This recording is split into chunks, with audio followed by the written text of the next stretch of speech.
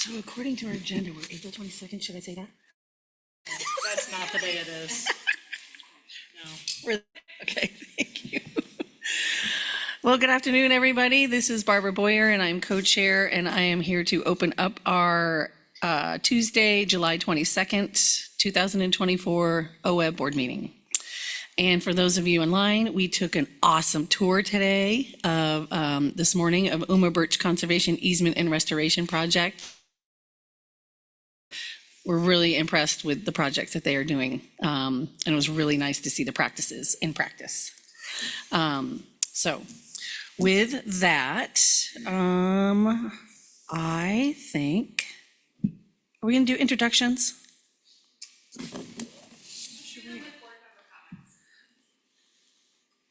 Just incorporate them with board member comments. I know, and I'm wondering if I want audience. No, No, oh, no, we don't want audience, okay. sorry. They'll introduce themselves when they come up. And Okay, I know, good looking at who they are, you're right. Okay, so we are gonna move on down to agenda item A, which is board member comments, and I am going to start with Mark Webb, please. No. Nicole encouraged me to do the updates via ChatGPT haiku or dance or something. you need a Interpretive couple more dance. minutes, Mark. I can't dance, and I'm too easily embarrassed. So 3 updates. First is DQ's been working, well, first update concerns the Southern Resident Orca Endangered Species Act listing. Southern resident orcas are a distinct population of orcas native to the eastern Pacific Ocean with a range that extends from southeast Alaska to central California. They were listed as endangered under the Federal Endangered Species Act in 2005. The Oregon Department of Fish and Wildlife Commission listed them under Oregon's Endangered Species Act in February of 24. They also adopted guidelines necessary to ensure the survival of individual members of the species. In March of 2025, the Commission notified DEQ, whom I'm a liaison for, in writing that they had determined DEQ as a non-landowning or managing agency that can play a role in southern resident orca conservation. As a non-landowning agency, DEQ is required to provide a memorandum that describes the specific role and actions it will take in the conservation of the species.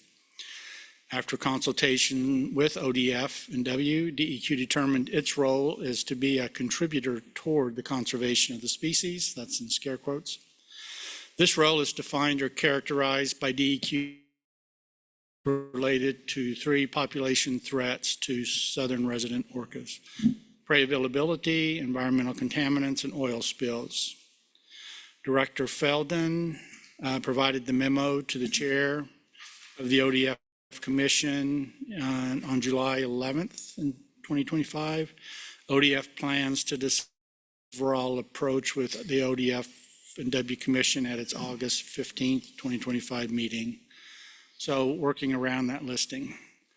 The second update concerns the Coastal Zone Amendments and Reauthorization Act. I think it's pronounced Zone Amendments and Reauthorization Act was passed in 1990. Per CESARA, the coastal states are required to submit a coastal non-point pollution control plan to the EPA and NOAA, National, what is it? Oceanic Atmospheric Association, not association, what is it? Is that right? Administration. There you go. Okay.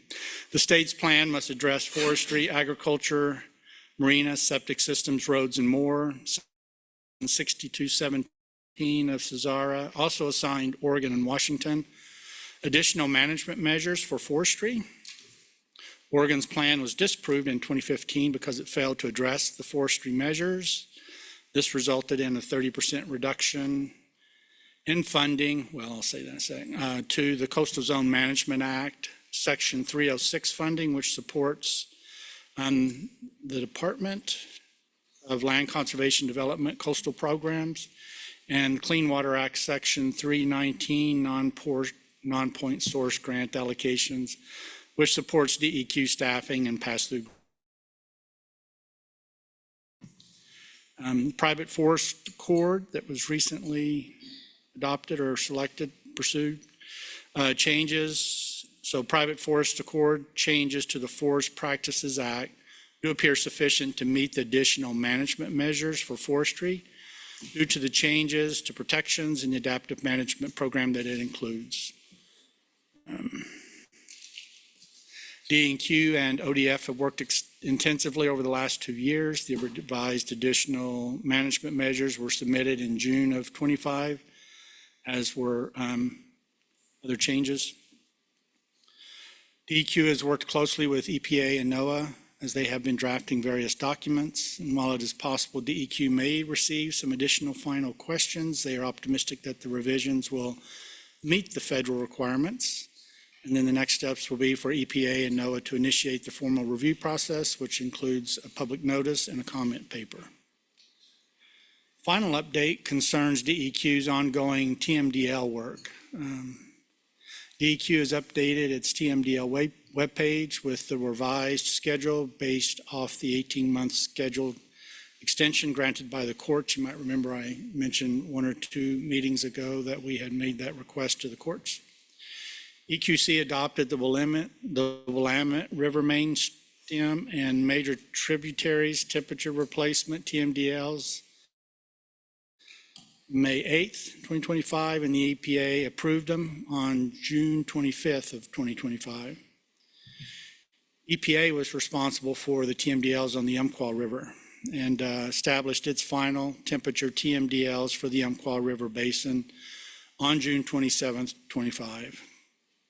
You can visit EPA's website for information about this TMDL if you're interested. DEQ is in the beginning process of developing a water quality management plan through a rulemaking public process for the TMDLs. DEQ is actively working with advisory groups and others on the Coquille TMDLs for bacteria, dissolved oxygen, pH, chlorophyll A, and temperature. The John Day and Rogue temperature TMDLs, the Snake River TMDL for mercury, and the Snake River TMDL for temperature. And I can't imagine what that would look like in a dance.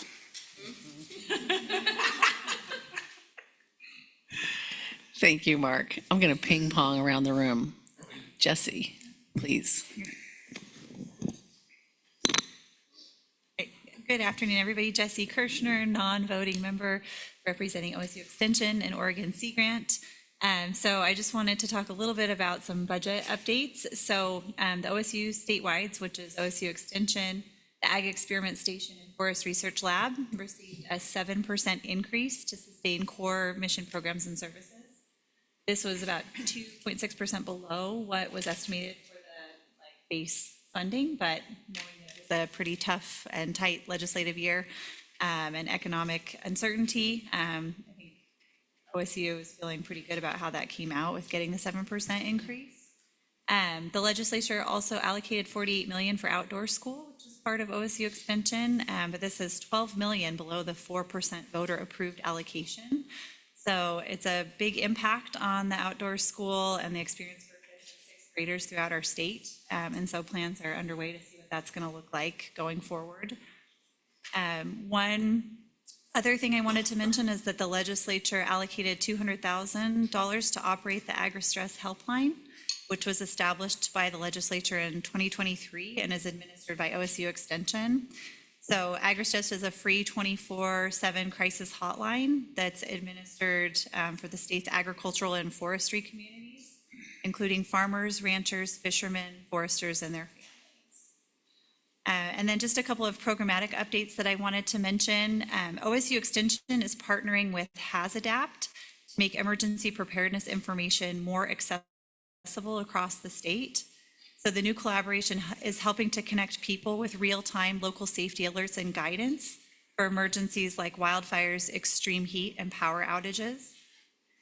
This summer, OSU Extension is launching its first Youth Outdoor Career and Leadership Summit. So youth that are ages 14 to 18 from across the state are invited to spend 4 days on the campus in Corvallis, exploring careers, building leadership skills, and connecting with mentors in fields like environment, forestry, agriculture, and recreation. And then I just wanted to encourage .oregonstate.edu a lot of stories on there about how Extension is working with communities across Oregon's 36 counties to address or more impact stories per month. So there's a lot of different examples of work that's going on with different, like with agricultural community, with 4-H, with master gardeners, all different kinds of things. And then from the Oregon Sea Grant side, we received partial federal funding for FY25, which was a great news for us to at least get some funding. We're hopeful that the rest of the funds will come soon. As many of you probably know, federal funding for FY26 continues to evolve, and we're keeping tabs on how that looks for us. There are some positive signs that NOAA and other science-based agencies may have only slight decreases in funding compared to current funding levels, but we'll see how that plays out over the next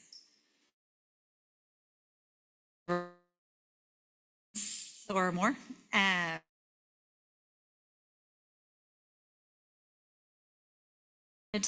To mention is right after the list every 4 to 6 years. And it's where we have external reviewers come in and evaluate if we're meeting particular standards that are set forth, and it's very critical for us to get reinstated as a Sea Grant program.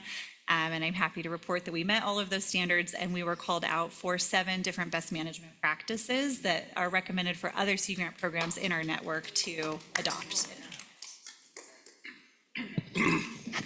So Jesse, can you repeat the youth, what are you calling that? The Youth Outdoor Career and Leadership Summit. And it's August 13th through 16th. 13th through 16th? And is there a fee charge for that? $150. Are you looking for sponsors?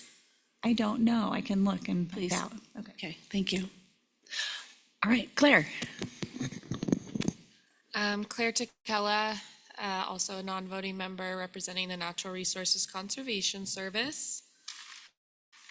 So just kind of smattering of updates. Right now we're working through, we don't have our reorganization plan, but we're working through a critical vacancy hiring process. So basically hiring just internal to the agency. So for Oregon, we've prioritized 15 positions, most of which are in field office positions or engineers.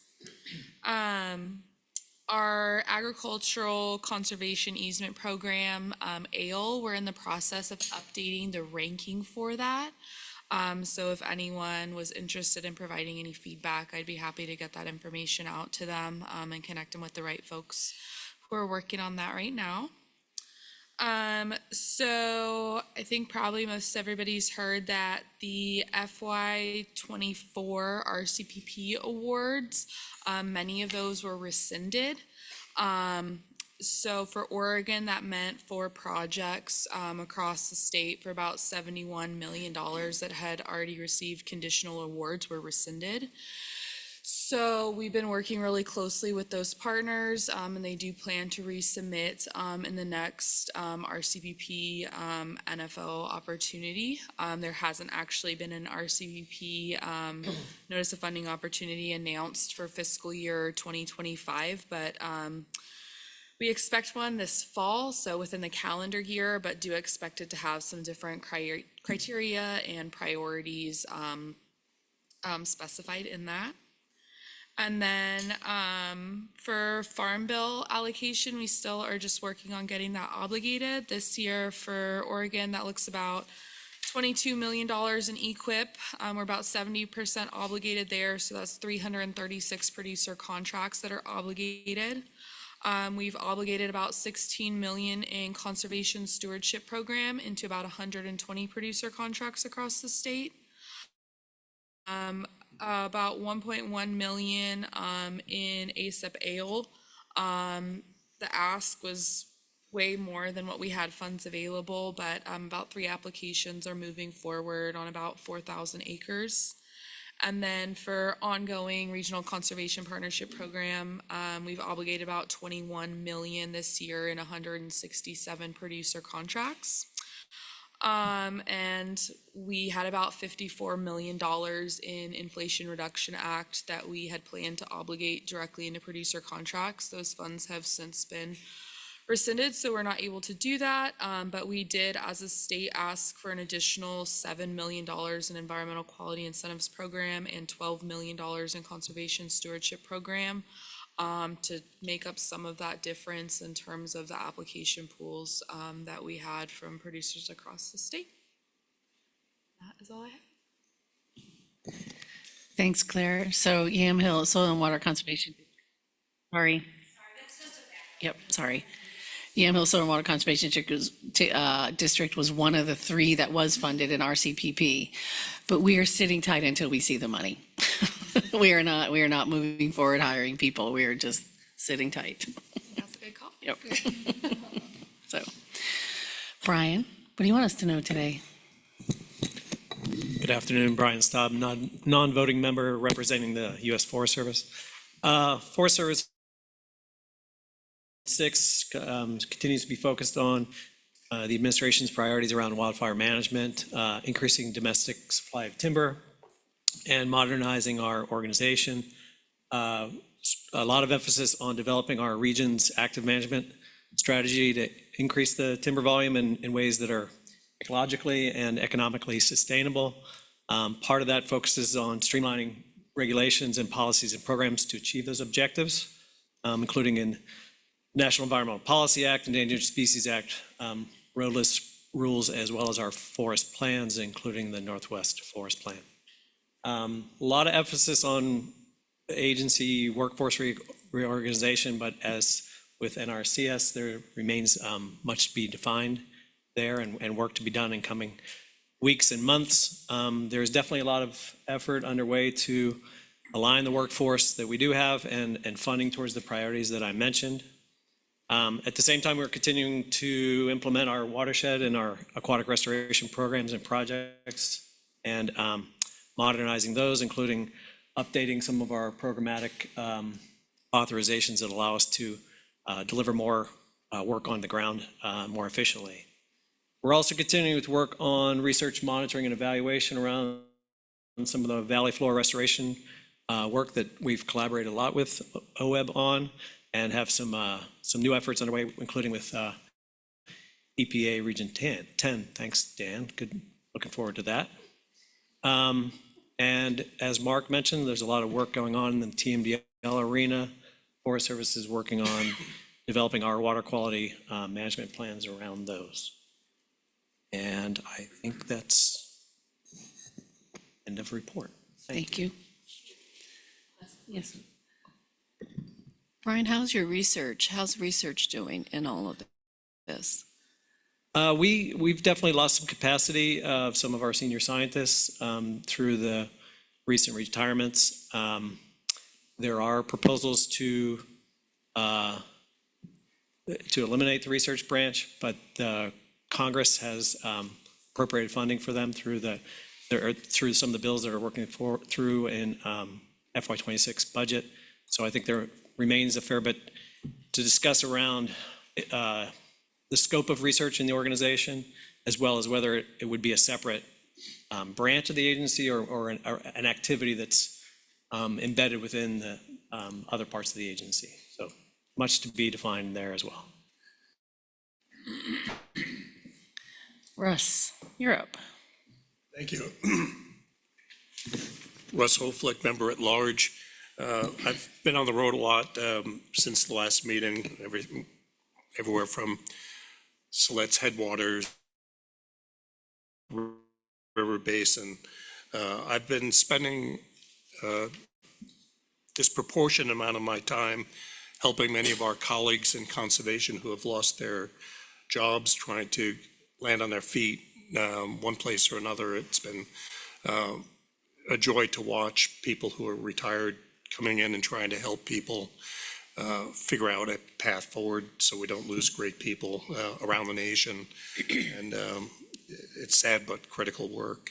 At the same time, I've been helping the Coalition of Oregon Land Trusts with a series of funder requests to try to help look at a long-term funding source for conservation. The needs that we keep talking about and not having significant resources for into this request. And with support from Dan here, I'm working on the acquisition and restoration committee, and I've been reaching out to other states around the nation to find out where there's best practices to see if we could learn from those experiences in the process. That's about it. Thank you. Jamie? Good afternoon, everyone. Jamie McLeod-Skinner, member at large, voting board member. Live in Central Oregon, work in mostly affordable housing, in a couple different capacities. That includes the use of housing land trusts, some interesting overlaps I've been finding.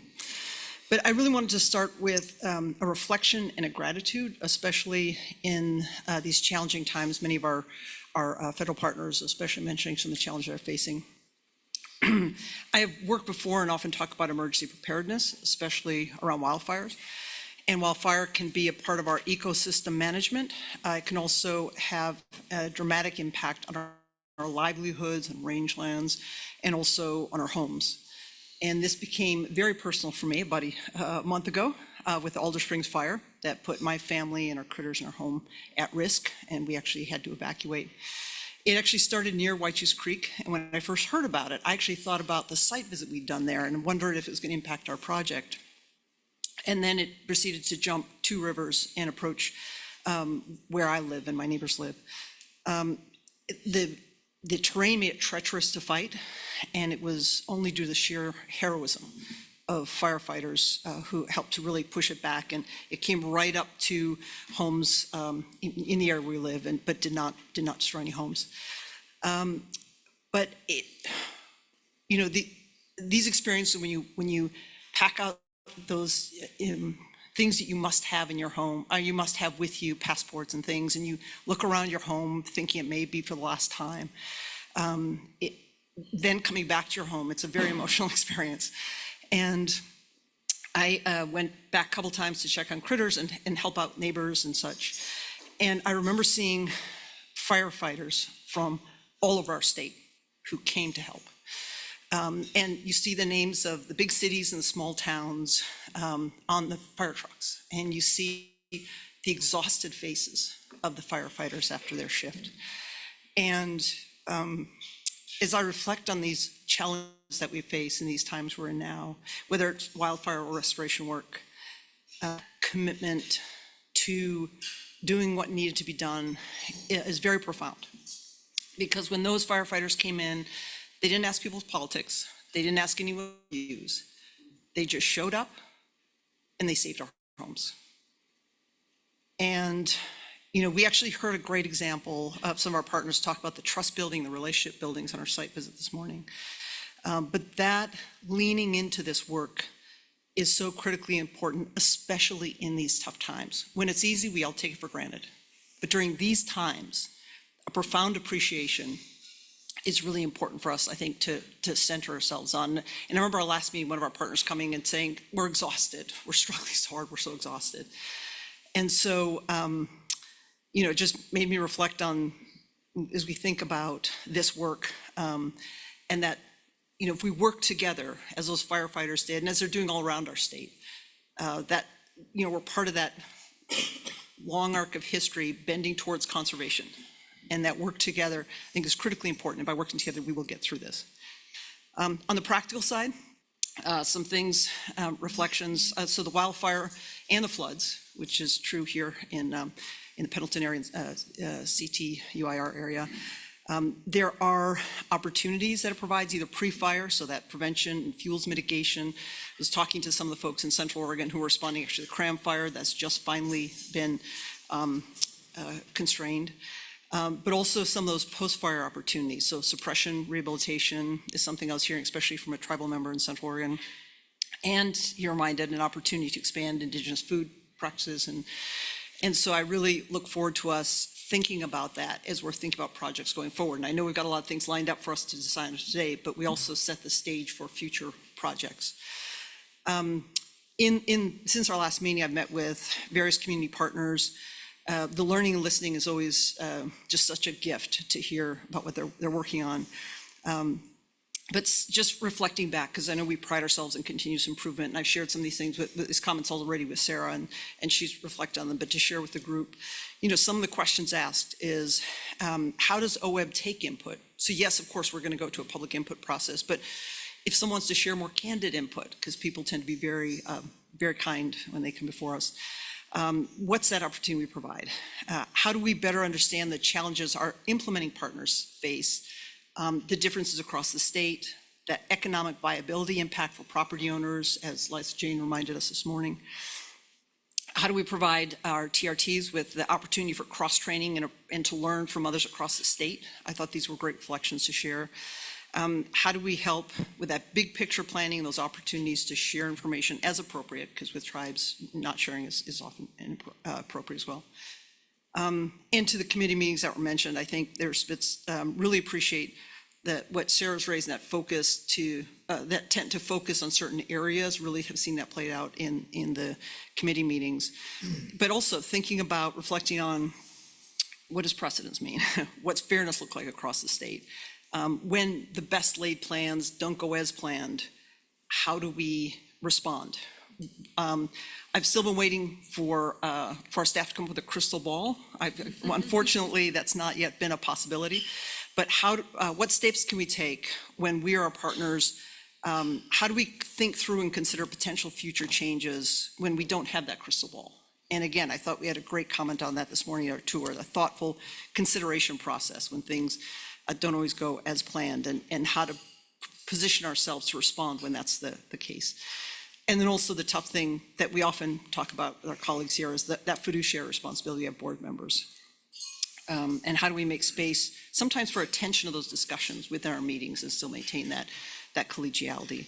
So we've got a great team. We're doing it, but I think to reflect on it takes a lot to keep this positive momentum, keep that positive reflection, and to challenge ourselves to continue to do better. So I want to share that with the board. I appreciate staff is constantly doing that, but just a real appreciation for the team effort that's going into this. Thank you. Dan? Thank you, Barbara. I figured out your pattern, by the way, so I was prepared. My name is Dan Brown. I am representing the Environmental Protection Agency on the OWEB board as a non-voting member. I thought if I waited a little longer, maybe everybody would have got my report done, because Mark talked about the UMQA TMDL that EPA released. That's a temperature TMDL, and for those online who might not understand what a TMDL is, it's basically a water quality management plan. So temperature water quality standards in particular are based upon the life cycle of these fish that we're trying to protect. And that river is too warm, and so there's measures to try to cool it back down.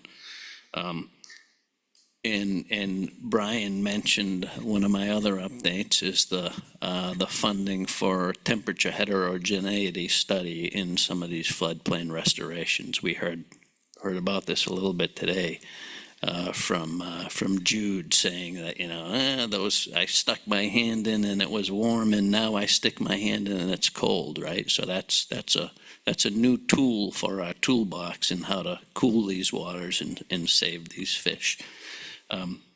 So that's all good. I should stop right there, but I got a couple more things. EPA continuing from work under the prior administration through the bipartisan infrastructure community grants. They're basically particular communities to do work in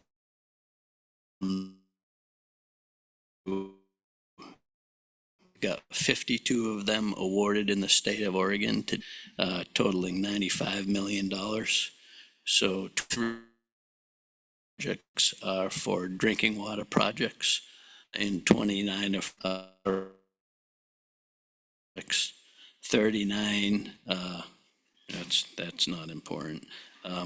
So 32, this is what I think is important, because it has to do with like in-stream water, right? So where some of that money is going into irrigation improvements, in addition to wastewater treatment and sewer line expansion and drinking water system upgrades. But a lot of that money is fixing leaky pipes, which is conserving water and in some cases putting more water in stream. And then the other thing I was just going to mention was kind of related to OWEB work. The Lower Columbia Estuary Partnership is part of EPA's National Estuary Programs, and they recently submitted to EPA a comprehensive management plan, and our approval of that allows us to continue the estuary partnership. And then another relatively good news very recently, early this month, is that not necessarily water quality related directly, but we listed the J.H. Baxter site as a Superfund site. Former wood treating facility in Eugene, and it does sort of impact a couple of drainages there. And so we'll be working with the state to continue to kind of that site. And not so good news is that the last meeting we were at, I talked about our Regional Columbia Basin Agreement Cold Water Refugees Work Group and prioritizing states with the tribes and the states, the 6 sovereigns, where the administration withdrew from that MOU. So that work group is no longer happening. And that's it. Thank you. Woody? Woody Wolf, OWRD representative, voting member. We had our meeting in June here in Pendleton, and did a similar tour and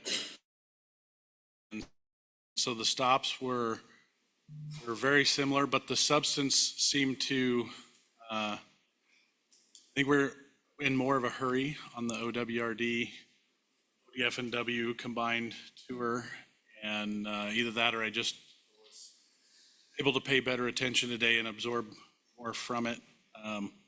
So that was great. And in the meeting, we're wrapping up the integrated resources strategy, which is a document that the department is putting together that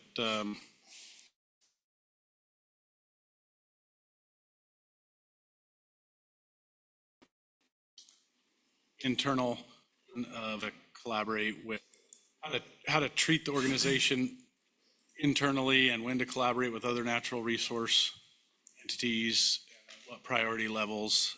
I'm still wrapping my head around, they've changed it up so many times, I'm still trying to get a good idea of how that's functioning. I'm slowly getting there. We discussed the groundwater issues here in the Columbia Basin, and the toxicity issues relative there too, and how long it's been going on, and that there still isn't really a great clear direction, a plan to solve it, although they are working on some avenues.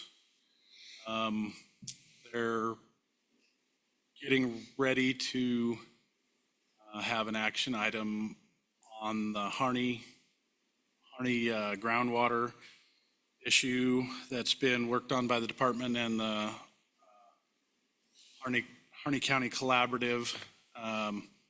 That's a very diverse group of environmental interests, department interests, agricultural interests, and a resounding theme that I heard several of them. One is that nobody's truly happy about it, which means they're probably doing it fairly correctly. And some of the folks that maybe weren't completely excited about the results were still extremely impressed with the process that everybody in that collaborative has set forth with. It really felt like the public process in action was maybe one of the best representations of seeing it function well that they had ever witnessed. And then they were a person that had seen a fair amount of that. So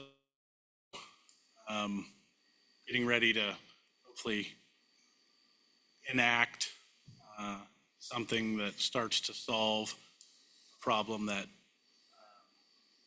nobody likes being in the middle. We had some wildfires. It made it interesting in the beginning. Our executive director could not make it, ended up being virtual. Several of the commissioners who were planning on being present ended up being virtual relative to the fires near Mosier and Hood River, the Dalles area. They closed the freeway down for a while, so there was some reshuffling by the department staff, and they did a great job with that.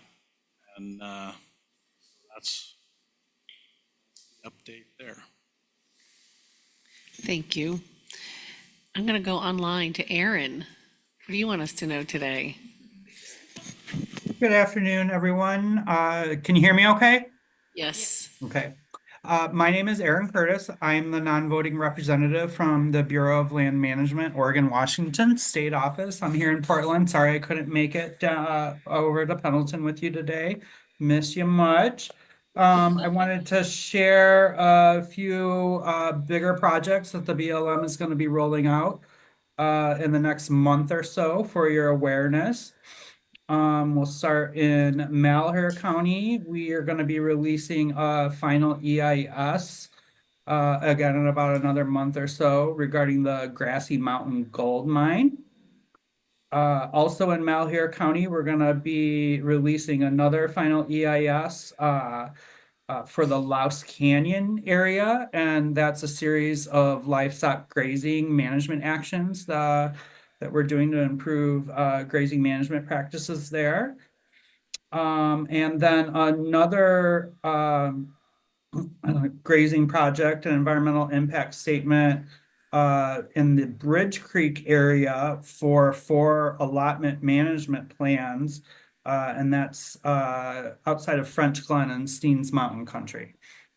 And then I will also put a plug in for all of the BLM's wonderful recreation sites and campgrounds that we have across the state.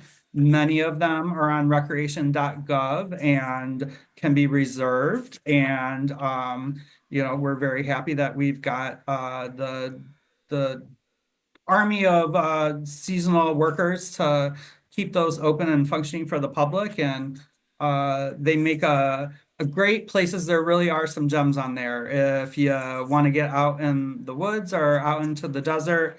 But it looks like everybody else is full up. Generally, you can find a spot at the BLM site. Okay, that's it. Thank you. Thanks, Aaron. Erin, can I note for the record, this is Sarah O'Brien, OWEB Executive Director. My family is at your BLM site in the Malala River today, so they're doing their best to follow your advice. Yeah. And you're right, it is a lot I less. know of a secret island on crowded that than river. places. They can have a whole island to themselves. So get with me and I'll give you the Okay, scoop. text me. And Brian, I wanted to say I'm going to Wildwood here in the first part of August. Great, great. Yeah, I was just there last week. Excuse me? What? Oh, I was just there last week for Dan Shively's retirement party. Oh, wonderful. And Craig was there and others, so. Wonderful, wonderful. Aaron, Great you are place, missed. great- Yeah, Hopefully, go ahead. Sorry. you are missed. Yeah, thank you. Hopefully, we see you in Astoria.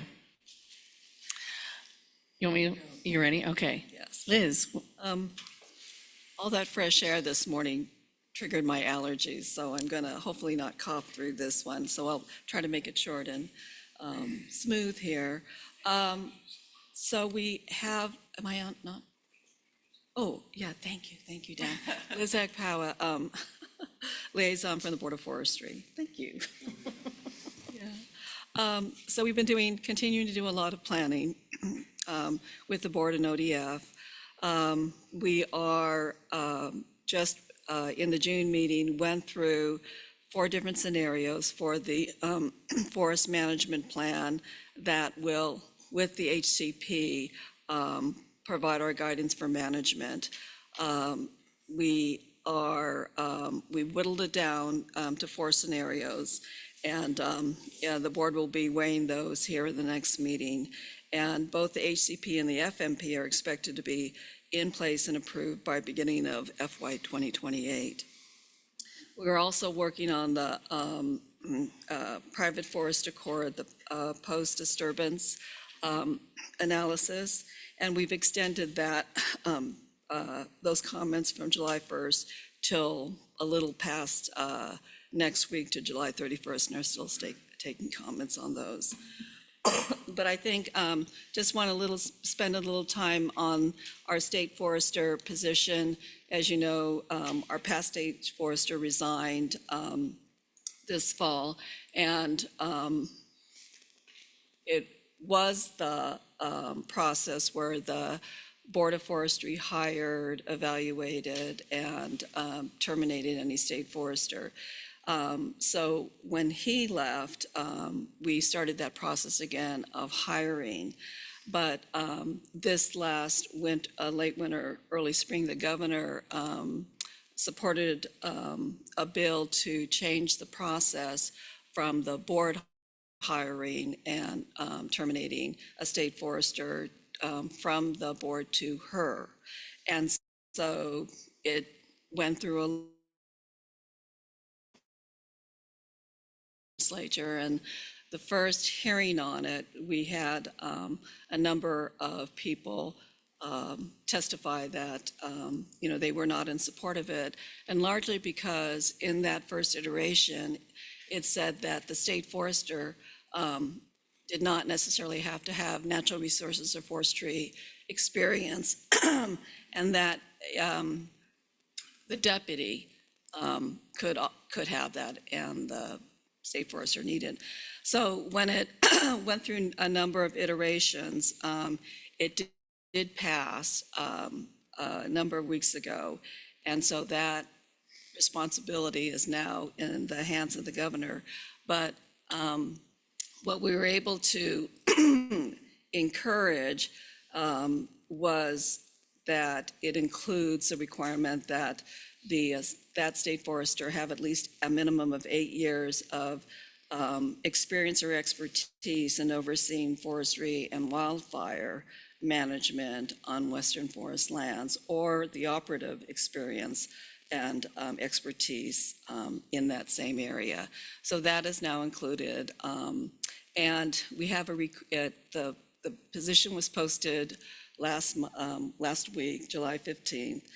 It'll run until into August, and we are contracted with a recruitment organization that will then review, do an outreach. And so at this point, I would say, if you know any wonderful, good candidates that would, serve well in that position, and,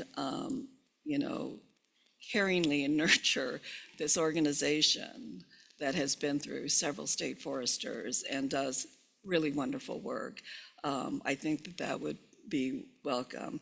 The process then is, once that closes, is to have several panels that'll filter through, and I think y'all are used to that. Some are used to that. We'll filter through the candidate list and then provide that very top group to the governor for her selection. So that's what I have, and hopefully we'll be able to cast a wide net of really qualified people and come up with a wonderful new state forester. So end of report. You did it. Good job, Liz. You did it. I made it. Hey, Bruce, you're up. Thank you, Chair. I'm Bruce Buckminster. I'm from Astoria, Oregon, and a member of the board representing the public at large. To the untrained eye, it might appear that I'm coasting the last 100 days of my tenure, but in fact, I'm very busy on the inside. Thinking about my next move. I have been more reflective in the last few months and less active. The work we've done over the last few years on the climate resolution with the the work of my colleagues and the staff and staff that is now a colleague, Jesse, reviewing that on a regular basis as we look and thinking, it's a good job. We did a good job, and if we stick to it, it will inform and help our decision-making, allow us to look at projects going forward through a lens that will consider upstream and downstream and over a longer period of time than maybe we've done in the past. And I think it's to the benefit of OWEB. Also reflecting on the work that was done on the DEI and environmental justice resolution and seeing all the hubbub and brouhaha on language and funding to the use of language. I would like to take the moment to thank my colleague to the right when Jamie said, let's focus on serving all Oregonians and make that the emphasis of the resolution. And I think that was prescient in what's going on today. I look forward to having you all visit my hometown and see us in Astoria. We're going to check to see if there's a clam tide, because I think it would be very good to get you out digging. I'd love to see you all out digging clams. So, you will see clam diggers, I guarantee that. So, thank you for everything, and look forward to seeing you in October. Thanks. Thank you, Bruce. Mark, what do you want us, Labhart, what do you want us to know today? Thank you, Madam Chair, or Co-Chair.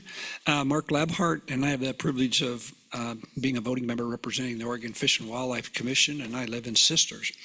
I was wondering why Nicole sat me by the director, and I was told that, in grade school, when children get in trouble, they have to move their desk next to the teacher.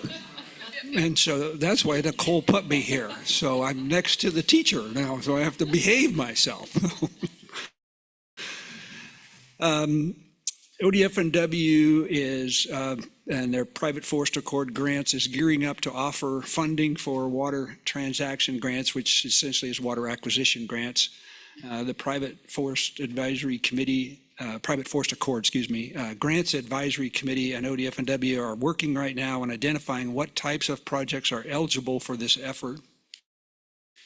But any funded water transaction will have to demonstrate a conservation benefit. So far, eligible water acquisition project types that PFA is considering to be funded are in-stream flow restoration projects, which include full season in-stream leases, split season in-stream leases, permanent in-stream transfers, time-limited in-stream transfers, forbearance agreements, minimum flow agreements, and other water use agreements, which pretty much covers everything.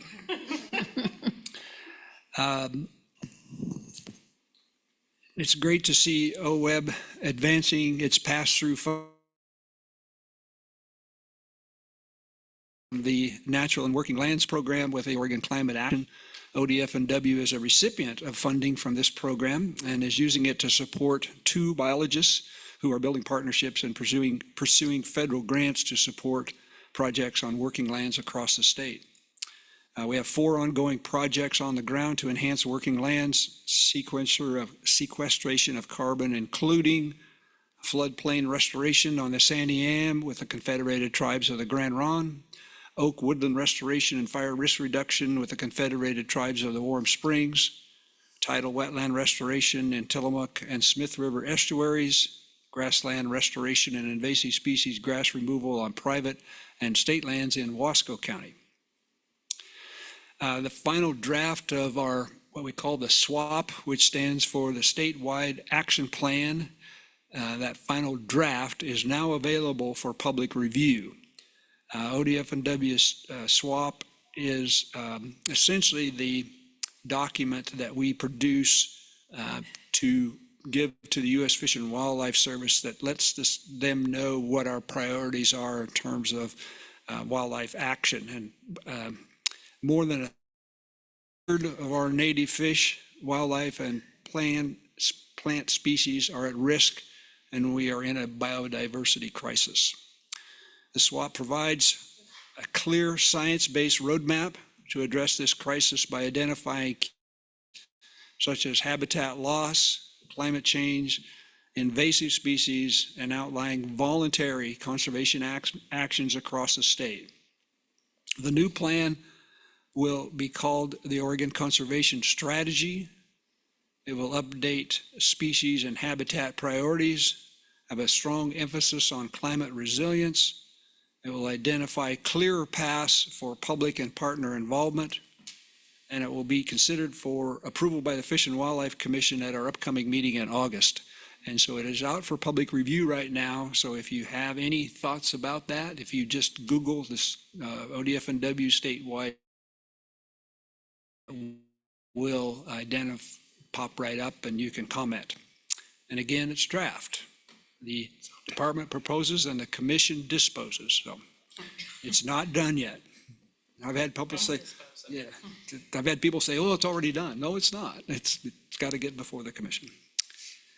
ODF&W is updating its sage grouse conservation assessment and strategy. This is ODF's guiding documents to ensure we are managing sage grouse with the most current scientific knowledge of sage grouse populations and their habitats for the long-term benefit of species and public interest. The new strategy updates the core and low-density habitat maps as new information is now obtained on sage grouse distribution and habitat use in Oregon. Over the past 12 years, Oregon has discovered over 150 new leks, and a leks is essentially an area where they hang out and breed and nest and those kind of things. 150 new leks, acquired over 1 million locations from radio and GPS marked sage grouse, and has benefited from improved habitat suitability models. ODF&W welcomes public questions and comments about this updated document. The legislature, as you may know, some of you who have recently bought their hunting and fishing license, you will notice that in the near future, there's, well, let me just read it here. Significant economic impacts a decade since the last adjustment have resulted in a need to ensure sufficient funding for the agency programs to keep up with inflation and increasing costs. Know this, but the commission does not set fees, the legislature does. A fee adjustment was approved by the legislature and will raise license and tag fees starting in 2026 and again in 2028 and 2030. A staggered approach meant to reduce the burden on hunters and anglers by not raising fees all at once. The fee adjustment tries to remain as reasonable as possible for families with young children to hunt and fish together. A youth combination license is $10 and will stay at $10. Most residents and non-resident products for hunting will increase 12% in 2026, 8% in 2028 and 30. Additional hunting license revenue will support chronic wasting disease response, replacing the loss of one-time general fund provided in the 24 legislative session while maintaining the current service levels for this program.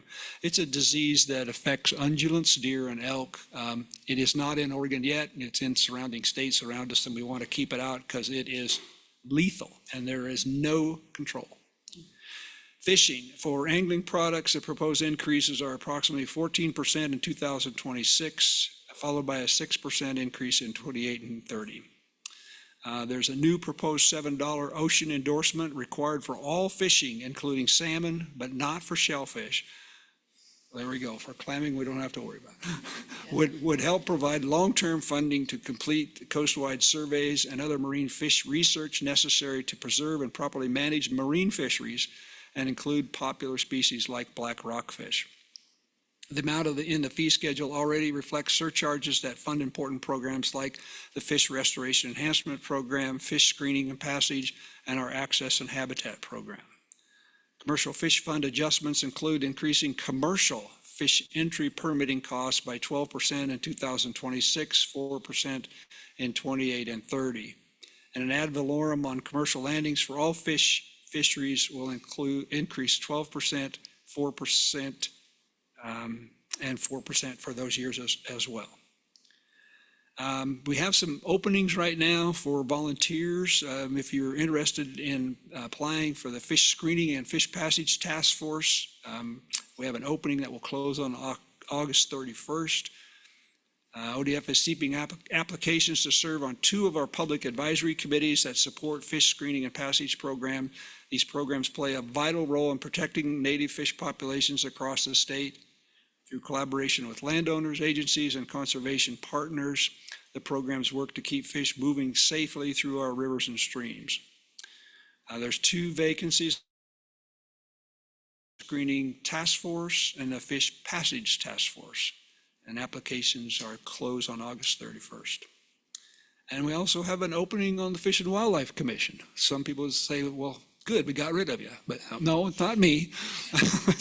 We have an opening on the Fish and Wildlife Commission in what we call the Northwest River Basin. And it's essentially from Eugene north and then from Portland over to the coast. So that northwest part of Oregon, there's currently an opening for a Fish and Wildlife Commission member there. The rumor is, I've heard, that they're going to try to fill it with the governor's recommendation and Senate approval in September. The Oregon Conservation and Recreation Fund, OCRF, is welcoming letters of interest for its summer 2025 Wildlife Crossing Infrastructure Grant Program. It's supporting capital construction projects that reduce wildlife vehicle collisions and restore critical movement and migration pathways across Oregon. And many of you have heard me say this before, but on average, about 6,000 deer a year are killed on Oregon's highways from vehicle accidents.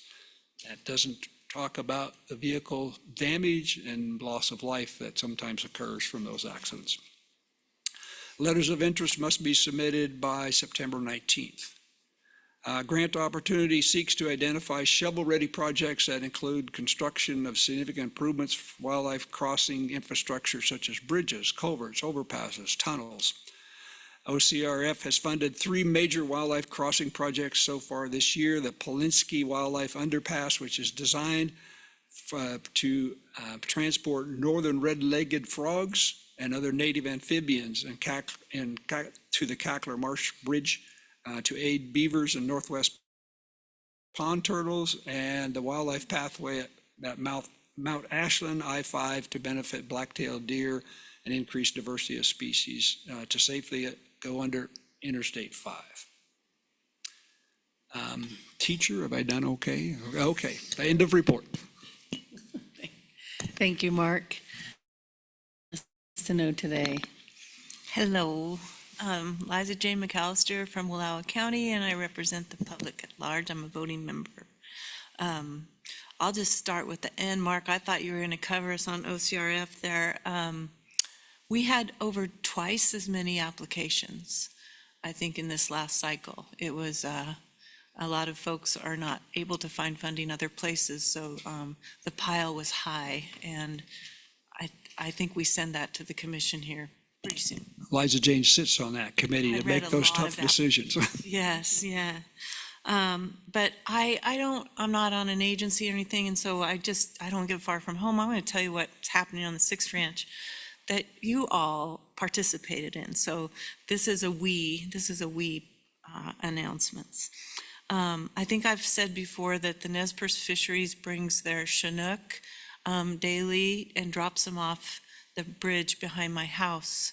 When they're collecting their eggs, anything left over, they bring and drop into the river, hoping they'll hang out. And they've brought over 200 so far in the last few weeks. They look like whales in the river. They are so huge and so awesome that they're there. They released 500,000 coho into the river at the hatchery about a mile up from us this spring. I think a lot of those are pit tagged. Next week, they're going to be coming in and shocking juvenile Chinook and tagging those. And last week, They completed putting in a pit array reader connected to my chicken coop. And so I'll have an app that I can see all the fishes going by, and where they came from and what they are and all this cool stuff. And of course, they'll get to know that too. And that data is really important because we don't really know where they're going. And so just happened to ask while they were doing that, and had their tech folks there, it'd be cool if you guys could include temperature on that. And he said, oh, I got a modem for that, stuck that on. So now we can monitor temperature, and they added water pressure as well. So we can know the flow every 15 minutes or something like that. It's pretty awesome for technology. And so far, the restored stretch that we've all done together is about 10 degrees cooler than the rest of the river. So it's pretty nice. Yeah. Also this spring, we have a new neighbor. The ranch just next to us would be downstream, was sold to a person who purchased it in order to restore the Wild River, the same as we have. So I have a 10-year lease on that and representing the owner in that work. I think it might be the first project like this size in Oregon that's all private money. So there's no public money involved in this. And we hope to do the excavation work this winter and move the river next summer. That's pretty exciting. We'll probably have that'll make 3 to 4 miles of river through there that's been restored for fish. And we always talk about fish, but it's bugs and birds and wildlife and everything. So pretty cool. And then let's see, there was one more thing. Oh, our Wallowa County Wildlife Crossing Group. We're getting our completed feasibility study in August. So next month, the contractors will come and give us their final work, and we've sort of narrowed it down to just 2 or 3 potential spots, best spots in a 20-mile stretch. I've talked before about the stretch that goes through Woody's Ranch, and the stretch that goes of Highway 82 that comes through us is the highest strike rate in Eastern Oregon. And so we're real excited to keep that moving. We're not quite ready for shovel ready, and especially with the impacts to ODOT now, it's really put a cramp on stuff, but looking forward to getting that work done too. And to wrap, I just want to take a minute to thank Nicole and Linda and Sarah and all the staff for taking care of us wild cats while we're here, feeding us well, letting me come on the underground tour with them yesterday, which if you haven't ever done that in Pendleton, it's really awesome. But thank you for your hard work in putting a meeting like this together. You do it very, very well. Go ahead. Kelly Coates for the record. Sarah and I were just wondering if you pit tagged any chickens while they were there. That could be some really interesting data too. Yeah, no, I'd rather pit tag the foxes, actually. Lindsay, what do you want us to know today? Okay, good afternoon. For the record, Lindsay McClary. I'm a public at-large voting member. I live in West Salem, and I work for the Confederated Tribes of Grand Ronde Natural.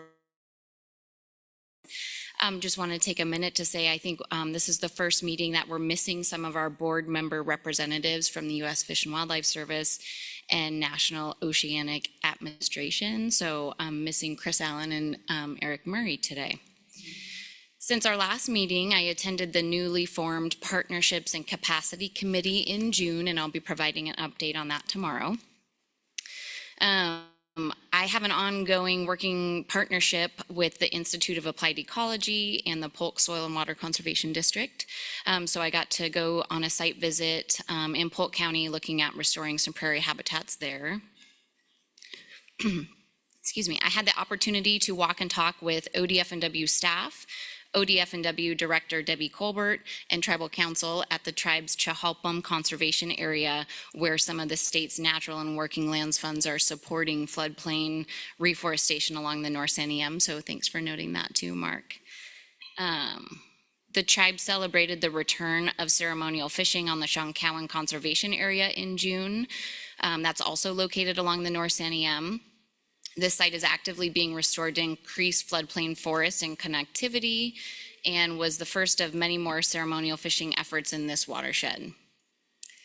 I participated in an interview conducted by the Upper Willamette Soil and Water Conservation District, focused on prescribed fire needs and barriers within the Willamette Valley. The conversation included current and emerging roles and responsibilities for the tribe, as well as helping to identify needs to shape a collaborative structure for advancing prescribed fire in the region. Streamscape Environmental reached out to the tribe. That's a private consultant, and they are looking at potential wetland mitigation.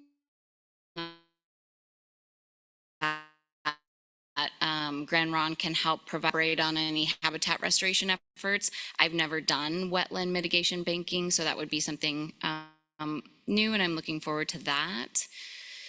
The Tribal Native Plant Materials Program is actively collaborating with the Forest Service on current and future cost share agreements to provide pollinator plant materials for Sayusala National Forest. Multiple tribal departments hosted Metro and Columbia Land Trust at our Noble Oaks Conservation Area in July, and that was an opportunity to continue strengthening relationships as we walked and talked about oaks, prairies, fire, and land management approaches. Last couple updates, the tribe is continuing to develop a toxics reduction plan for the Grand Ronde community under an EPA grant. And last week, tribal staff met with OWEB staff to learn more about the Environmental Resources Council. So we are looking forward to participating in that process and that program. And that's all I have. Thanks, Lindsay. All right, Kelly, what do you want us to know? Good afternoon, everyone. My name is Kelly Coates, and I am the tribal representative on the OWEB board, and I'm the director of natural resources for the Cow Creek Band of Umpqua Tribe of Indians, located in Southwest Oregon. I live in Talent, Oregon, and work primarily in the Rogue and Umpqua River basins. A couple of things that I wanted to let you all know about coming out of this legislative session, and whew, what a session. I was very happy, to say the least, to see the passage of House Bill 5006, specifically Section 14, which increased ODFW's budget by $1.4 million for operations and research associated with rock creek hatchery in the Umpqua Basin. The tribe's looking forward to working with ODFW on fish propagation and research in the Umpqua as a co-manager of these culturally significant species. So I was really happy about that. I attended the State Tribal Natural Resources Working Group meeting in April. We get together quarterly with the state natural resources agencies and the 9 tribes of Oregon natural resources directors and staff, primarily just to talk about what's going on in the state and what's going on with tribes. I attended the Affiliated Tribes of Northwest Indians convention in Spokane in May. Some of the natural resources topics we discussed were forestry, climate, water, and fisheries.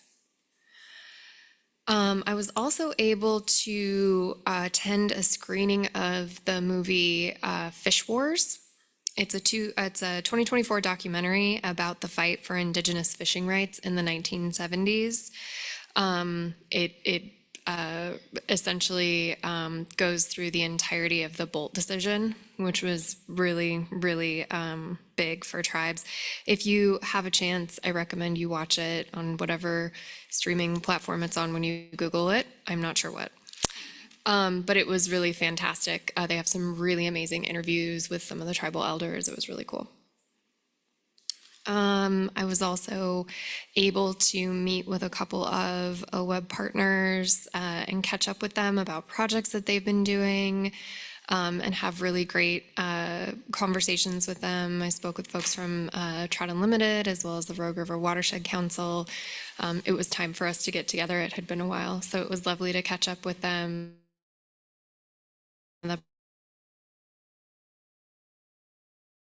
They're working on fire season. So my team and I attended our annual wildland fire training. Nothing like bonding with your staff, crawling into a fire shelter in and out. So that's our annual training. And I did just want to say, in the theme of fire, Jamie, I am so sorry to hear that you guys were impacted. You know my story with the Almeda fire and the same thing. Yeah.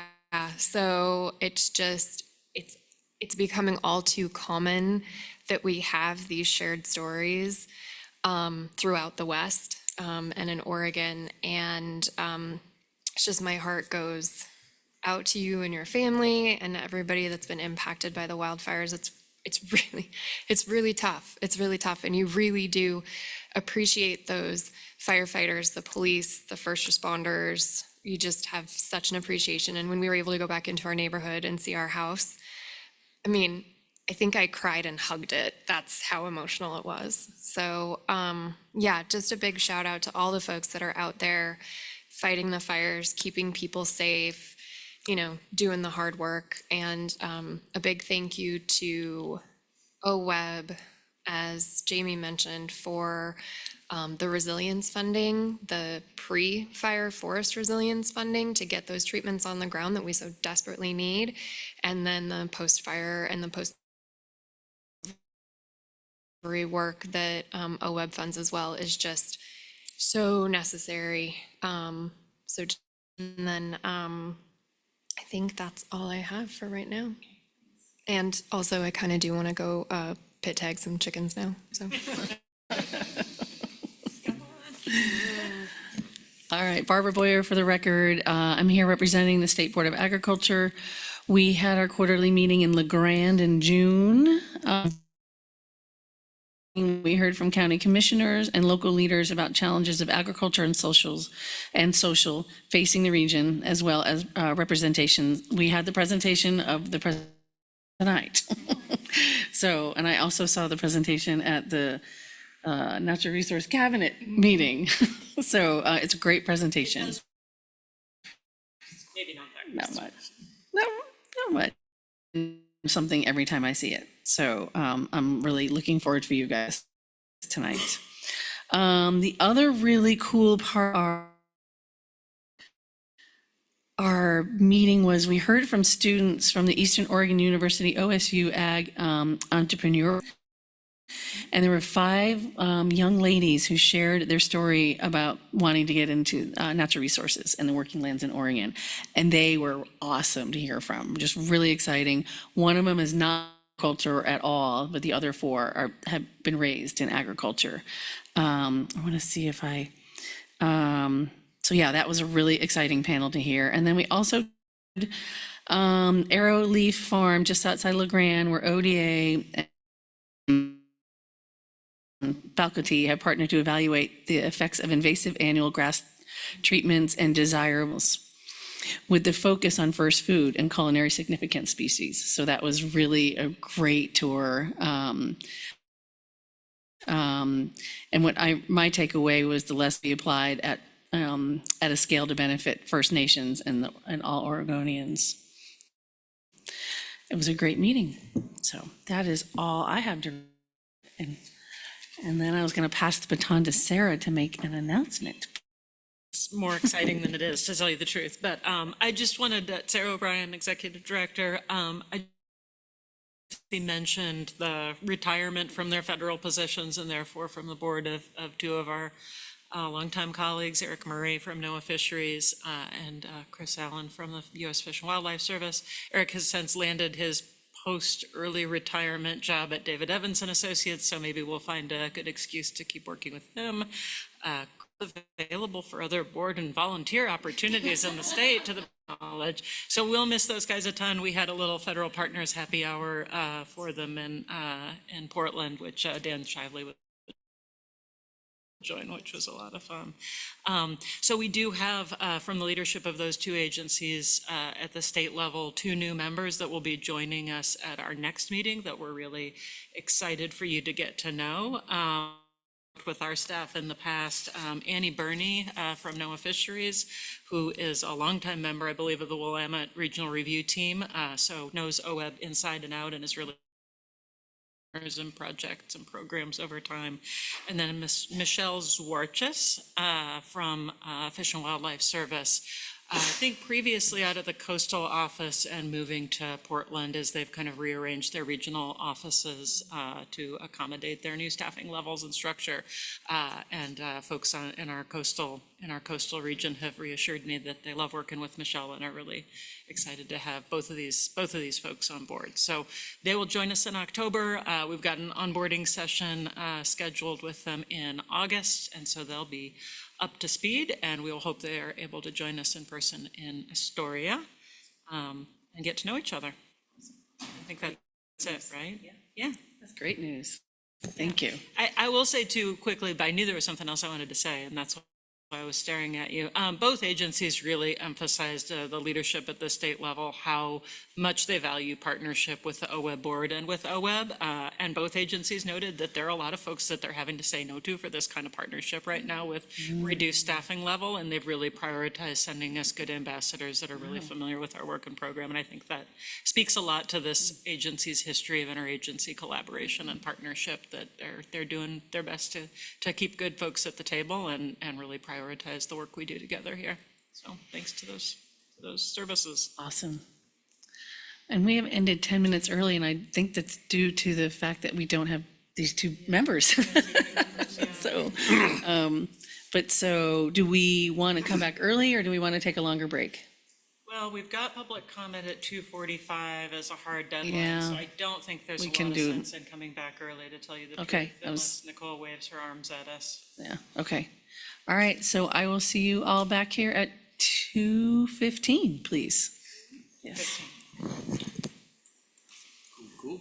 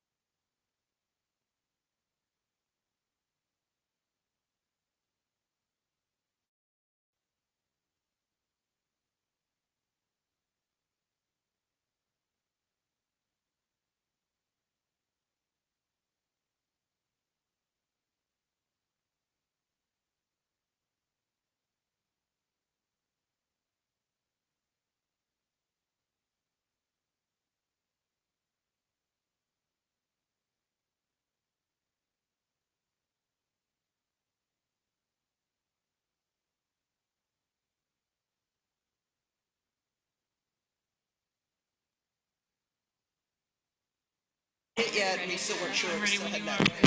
And then Okay, a bunch of- we're gonna go ahead and get started again. For a lot of the firefighters, just because they were like. Makes a difference. It's me. That's why you're asking if I'm ready. I see. Let me move all my devices. I mean, ready. I mean, ready. I mean, actually ready.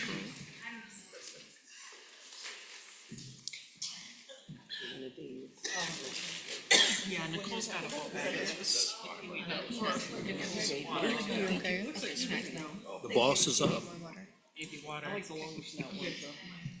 Okay, okay, everyone, we're gonna get started. We are on agenda item B, directors updates, and I'm gonna pass it over to Sarah. Thanks, Kelly. Linda's helping pull my slides up here. While we're waiting, I just want to take a moment to remind us, boy, can I not see with those glasses on, that we are on the reserve lands of the Confederated Tribe of Umatilla, Confederated Tribe Umatilla, tribes of the Umatilla Indian Reservation, homelands of the Cayuse, Umatilla, and Walla Walla. We're enjoying here the hospitality at the Wild Horse Casino, Resort and Casino. Really appreciate our tribal partners who spent the morning with us on our field tour. As Barbara mentioned, Natural Resources Director Eric Quemps, former OWEB board member, former OWEB board chair, longtime OWEB partner, will be joining us for dinner tonight to give a presentation on the first foods approach that Umatilla tribes take. I have one or two more things along those lines. Jamie, go ahead. If I may, and I said this already to Nicole, this on our website, this meeting's listed as Pendleton, but it would really probably be more appropriate to list as CTUIR as the location for this meeting. So just wanted to offer that as a friendly suggestion. That's a good suggestion, thanks. And I also wanted to share with folks, I'll put this out for members or guests to take a look at, a gift from CTUIR staff from a previous visit, actually, showing tribal place names of places in this area. Really cool book with a lot of research and work behind it, and incredible sort of both science and traditional knowledge basis. I really encourage folks to take a look. I'll try to find the page. Where's it available from? Who's the publisher? I will put it out, Mark, and you can take a look at it. How about that? I'll try to find the spots that we visited this morning and bookmark that if folks want to have a look. I think that might be kind of interesting. So appreciation for that hospitality.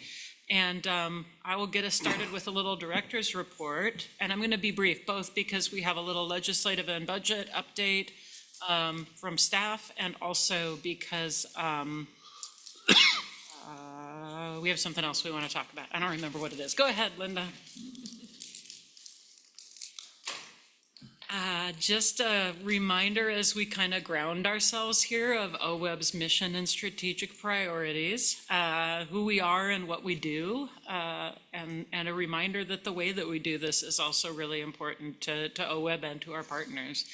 So we invest in healthy watersheds and natural habitat, and we do that in a way that supports local capacity, local leadership, and strategic collaboration among partnerships. The projects that we visited this morning that Barbara mentioned and a couple of other members were a brilliant example of that, the coming together of Umatilla tribes, the Umatilla Soil and Water Conservation District, ODFW, Blue Mountain Land Trust, and the work they've been doing both in restoration and acquisitions, and partner engagement and outreach in this area is really incredible. And I think shows that balance of locally driven, but also strategic, local knowledge, science-based. I mean, the tension, positive tension among those sort of different drivers in the way that we do this work is very important. I had a chance too, since our last meeting, to tour with Amy Charette and partners, visit areas around the John Day Basin and see. I learned more about beaver dam analogs than I knew could be known about beaver dam analogs, which is really cool because when I was in graduate school, they were still really controversial. And so to see the broad uptake and use of those and the success and meeting a lot of different restoration goals is really impressive. Met folks from the John Day Basin Partnership, and I've got even my little sticker there who you'll hear from later in this meeting about their focused investment partnership. And then I also had a chance to visit a project by the East Multnomah Soil and Water Conservation District on the urban side of the spectrum in Gresham in East Multnomah County, working on wetland restoration with Confederated Tribes of Grand Ronde and a number of other partners right on the Mount Hood Community College campus in central Gresham, and ability of that stream to provide both kind of human and fish habitat benefits right in the middle of a very urbanized area, with full collaboration from professors and students and community members. Really, really cool examples of the importance not only of what we fund, but of the way that we fund partners doing this work. So I wanted to offer that as a little grounding as we get started here. Go ahead, Linda. I do want to encourage members, I hope everyone had a chance to review materials in advance of the meeting and does so carefully, but if not, you may also revisit some of these this evening after our dinner or even after the meeting. The strategic plan update, staff put some time into that, and it's really a reflection of, I'll talk a little bit later about our bookends that we've talked about in the past, of the accountability of coming back to the board and the public to say, here is our progress on the things you've asked us to do, here is our progress on following through on these commitments with our board approved strategic plan. And so that's important, and we spend some time making sure that that's done in a way that's thoughtful and transparent and really tailored to both, you know, the letter and the intent of what we discussed with you guys in development of that. So please do have a look. There's a lot of material in there that demonstrates implementation of our DEI strategy and the board adopted policy. Grantee presentations at our last all-staff meeting on engagement with underserved communities and the way OWEB engagement funds can help support that. Attendance at a number of different equity and diversity related events specific to kind of our sector and our way of doing business. We've also been talking a lot with partners about the commitment to increased match flexibility in response to the federal funding environment. Our staff stood up kind of a rapid response team to make sure that when projects come in with a request for match flexibility, when they've been affected by the federal funding cuts, or rescissions, I never know what the noun version of that is, that we can get both a quick response, be as flexible as we can, but also be transparent and consistent in the way that we're responding to that. We also have a little description in there of work that we're doing to respond to some potentially changing insurance requirements for our grantee and make sure that we're hearing directly from the grantee community about any concerns and impacts. And then the Network of Oregon Watershed Councils has been a great partner, and OECD as well, and helping make sure that we're hearing from grantees any concerns about potential changes in our insurance requirements. We presented at the 2025 Watershed Management Camp, and there's also some information in there on the intensively monitored watershed projects, the journal articles coming out of that, and a few new projects underway to help us see how to quantify and communicate outcomes from that work. Other staff reports, some should be very familiar. In a minute, I'll ask Eric and Miriam to come up and talk about our legislatively adopted budgets and other legislative updates. We have a little information on rulemaking updates, which we'll also discuss. I think this might be our last report, or our next to the last report, Renee, on our KRRC Klamath restoration commitments. Those are pretty much dialed in at this point, and so I'm hoping we can visit the Klamath this fall. I've been kind of pushing for a field trip for myself and a couple of staff, and also our partners at Water Resources, to see if we can go talk about next steps in the Klamath now that the immediate dam removal projects are complete and restoration still underway there. So that you may not see again, but that is a big $15 million commitment that has played a really important role in the basin and in the state. Some updates as well on our 2024 wildfire response program. I believe we have the full set of applications in there and some updates associated with that. And also updates on the IM11 funding also in the Klamath, so that water quality funding that came alongside that. So those are our big picture updates from staff and things you'll see in the written materials. I would love to tell you that I have found the crystal ball, even just on the federal funding environment. Go ahead to the next slide, Linda. You were right, thanks. But we're still looking for our crystal ball. We have some good news, which is, I think we shared last time, even the federal fiscal year 25 continuing resolution and left PCSRF's funding basically stable at previous year levels, and we've been working closely with our partners to get materials ready for that. We know that because of staffing reductions at NOAA, there may be some delays there, but we have basically a tentative award amount or range of potential amounts, modified our proposal, their feedback, got it back in, and so we're hoping for maybe September award, hopefully before the end of the federal fiscal year for our FY25 funds. A reminder that we're still spending on previous year awards, and so a little bit of delay in that funding award doesn't affect either our staffing or our grant making, but staying in close contact with NOAA partners about that. All I will say about federal fiscal year 26 appropriations is that we're watching and we're learning, and about every day I Google congressional budget process to try to figure out how it's supposed to work, how it works now, how things, what exactly. I need the Schoolhouse Rocks version of that at some point.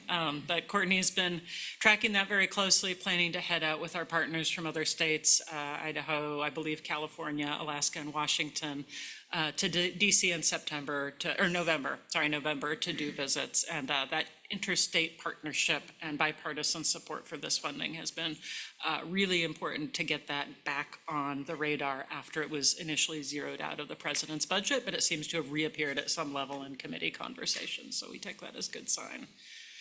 I have just a few more little updates here, and then I'm happy to, if anyone wants to circle back with questions, go ahead, Linda. Jamie mentioned the need for us to be hearing frank feedback from our customers, from our grantees and applicants. We have one of those opportunities, so I wanted to just put a shout out in part because we switched to a different survey instrument this year, so it's possible that this has ended up in folks' spam box, but we do have an annual OWEB customer service survey. It's out now. Replies are requested by the end of the month. Goes to basically anyone that has applied for or actively managed an OWEB grant within the past fiscal year. Our management team sits down and reviews all the results. We'll synthesize that and bring it back with reports to staff and board. I don't think we did that last year. I think it was kind of right on my transition. And I read it all, but I don't think we got it back to you guys in a synthesized form, which we can certainly do this year. And we have a number of different internal collaborative customer or continuous improvement teams that are kind of reforming and revitalizing around the governor's intent letter and other opportunities we have to kind of improve customer service as we move forward. And so we'll be looking to take the synthesized results of those surveys and sort of plug them into our next year's worth of prioritization of where are we going to focus program improvements, where do our grantees and partners really want to make sure that we're either keeping things the way they are, which we often hear, please don't change this thing again, or where changes do need to be made to be a responsive funder. So that's the customer service survey.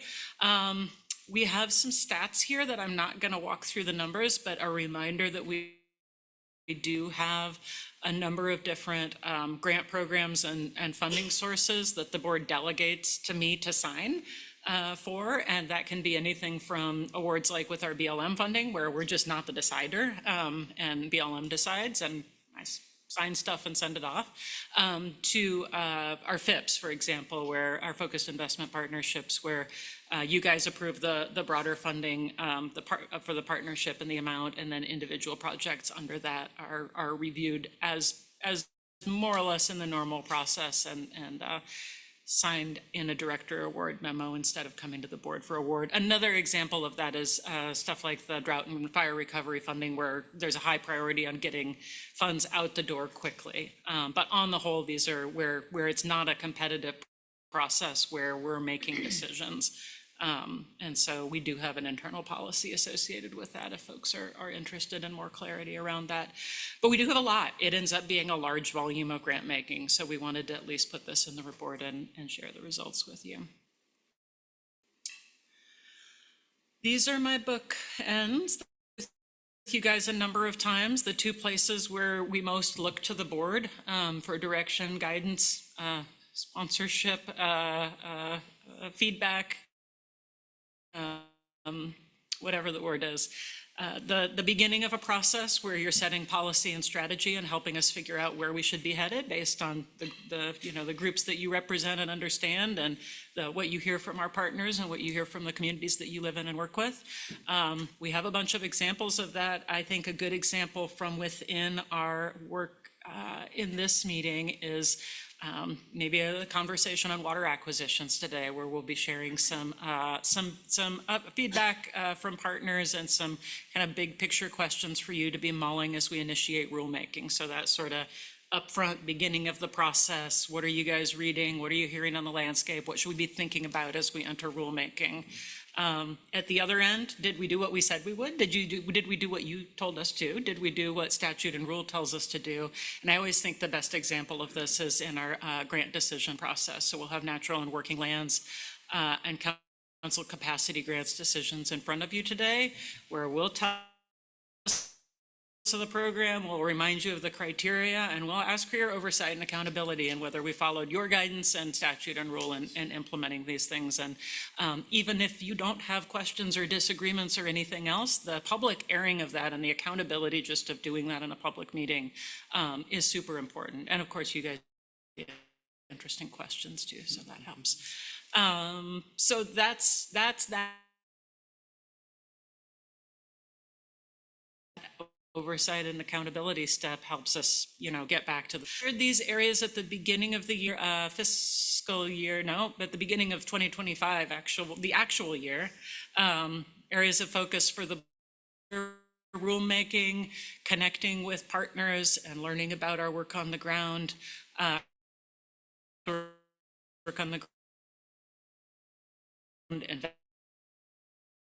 priorities, board governance, grant decisions.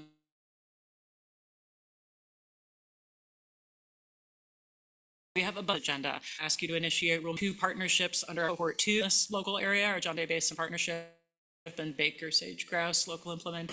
Folks always appreciate hearing a diversity of those stories from on the ground work. We'll ask you to elect new co-chairs, and we expect new ex officio members at our next meeting. We also will be saying goodbye at our next meeting to Liza Jane and to Bruce, unless we figure out some way to keep you around.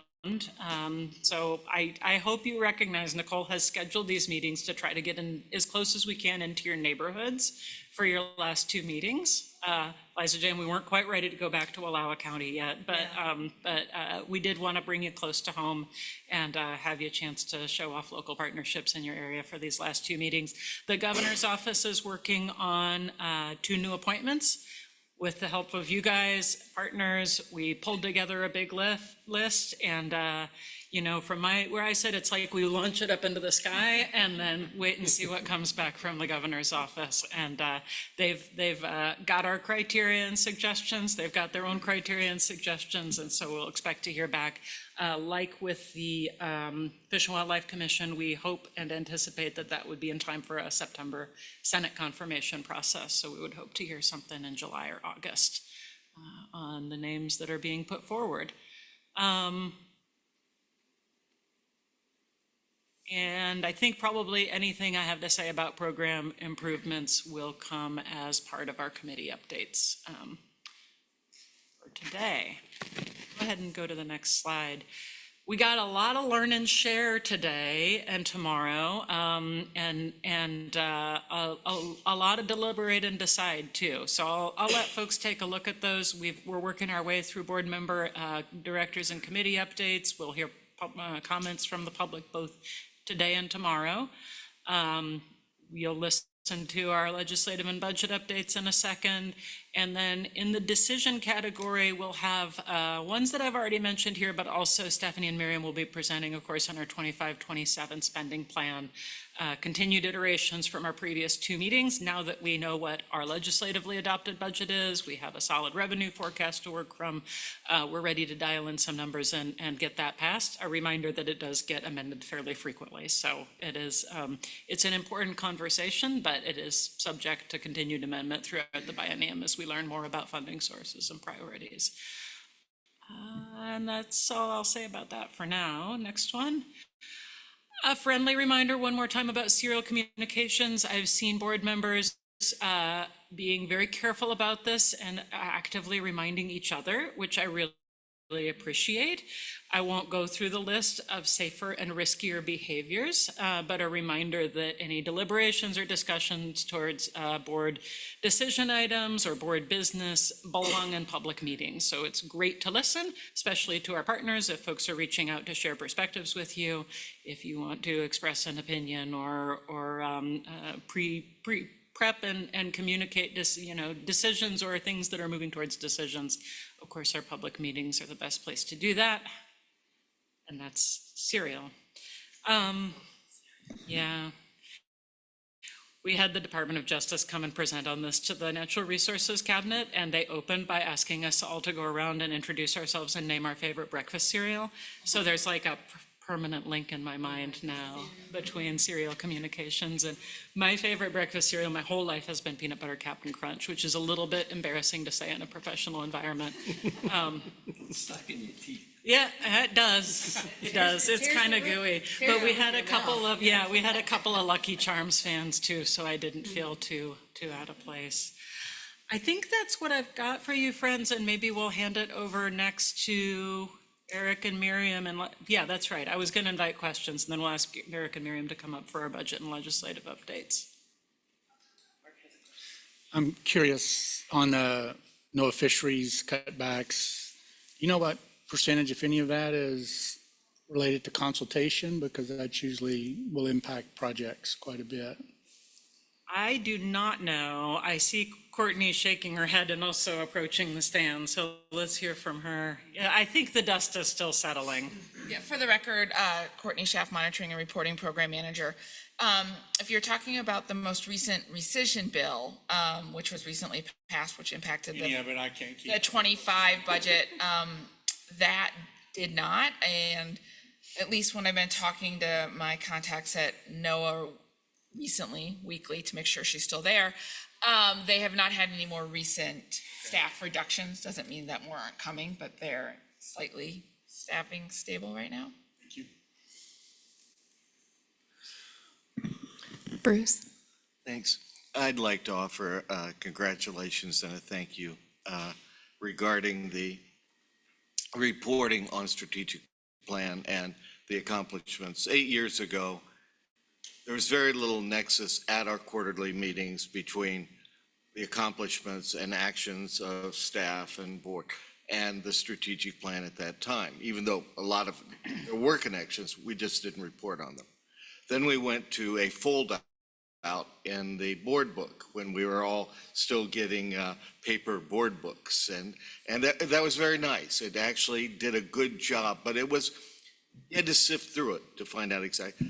This new structure that you've arrived at is transparent, it's easy to understand, and hopefully it doesn't take too much time, but I think you've gotten to where I think we wanted to get to when we started 8 years ago, so congratulations. That's great to hear, Bruce. That's really good. And Linda and Audrey Hatch convene a team at a certain point every quarterly cycle to start pulling us together on that. And there is some effort that goes into it, and I think it's really important effort. I think it really keeps us focused, and I think even just when we come back to a next strategic plan, we will know so much more about what implementation of this plan looked like and how that felt to the board and to our partners, that in addition to the quarterly updates, that will provide us with a really great adaptive management cycle. So thanks for the kudos. I don't deserve any of them, of course, but I pass that on to the team. I'm not seeing any other questions. Did you want to? Okay, Liza Jane? I'm on as well, because I brought this up. With the public law stuff, in public meetings, not public law, public meetings, it's caused me to be afraid to talk to anyone.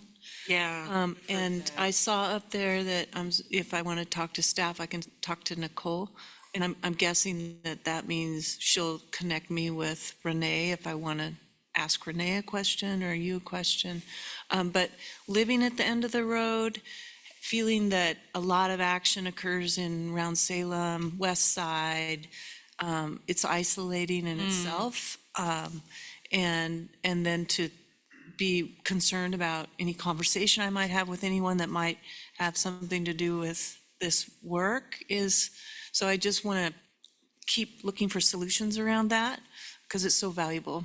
Yeah, I appreciate you raising that, Liza Jane. And I think, the reaching out to me and Nicole as point people is more just to make sure that we can coordinate effort and timing among staff. That's not so much related to the public meetings law, but it's a practice a lot of agencies follow. And frankly, the staff really respect and prioritize questions and requests from the board, and they will drop everything in order to respond to your questions. So if you're going through Nicole and I, we can help you find the right person, and we can help attach the appropriate sort of level of urgency towards that question and request. So that's less so driven by public meetings law. And if that becomes a problem and you want to talk about a different solution to that challenge, then please let us know and we can talk about it.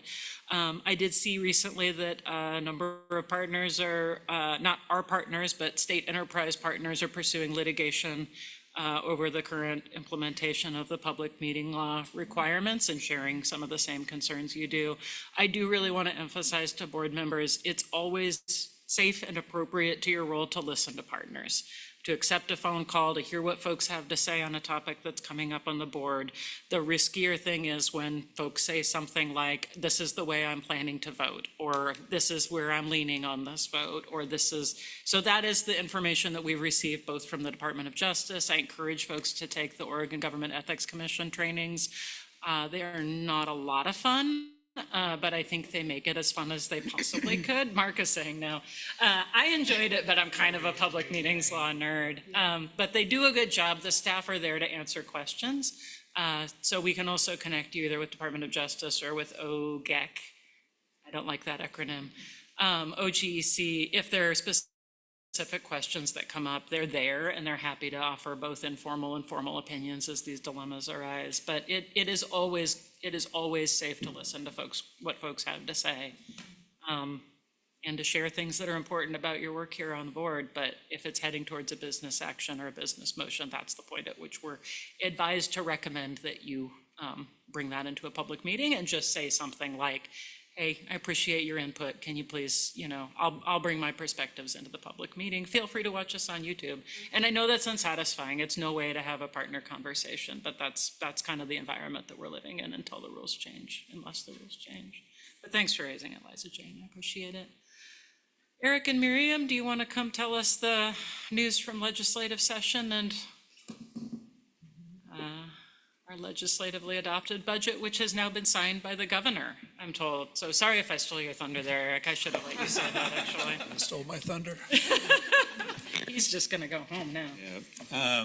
Good afternoon, co-chairs, members of the board. For the record, Eric Hartstein, Senior Policy Coordinator, and I'm here with Business Operations Manager, Miriam Scher. And we'll give a really brief budget and legislative update. So as was noted during your board member comments, the legislature is complete for 2025. There was a total of almost 3,500 bills that were introduced, and about 20% of those actually passed out of the legislature. Within that 20%, the bills that were of interest to OWEB were really related to our budget. So attachment A to the staff report includes the details in the legislatively adopted budget. And Miriam is here to talk a little bit about, well, the highlights of those bills and how they relate to our grant programs. So I'll toss it over to you, Miriam. Thank you, Eric. For the record, Miriam Scher, Business Operations Manager. Our legislatively adopted budget, you can see the total is just slightly under $230 million. Of that, we have about 208 million, just a little over 208 million in grant funding or in spending limitation, I will say. And then about 21 million of that is in operations. Significant ties to the grant fund spending plan that you'll see later today that came out of the budget process, and specifically most significantly out of the Legislative Fiscal Office Analyst adjustment that was at the end of the session. We had some significant changes. We received one-time funding, an additional $2 million for OAHP as one-time funding. That's a general fund investment, moves into our OAHP fund. So you will see that funding on our spending plan. We did have a reduction in our base budget bill of the transfer of $500,000 from Oregon Department of Forestry for the Forest Health Collaborative Program. We'll talk a little bit about that in the spending plan, but we are able to include some funding on our spending plan for that program. And we'll go a little more details later. And then in a program change bill, Senate Bill 960, we did have a $3 million reduction in the cash balance of our flexible incentive account fund at the Treasury, which supports our water acquisition program. So you will see reduced funding in our spending plan in that grant offering. So those are the significant impacts on our grant programs.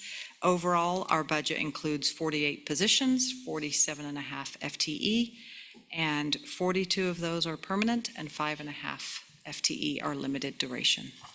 And that's the summary. Happy to answer any questions. Do you want to mention the public comment? Yeah.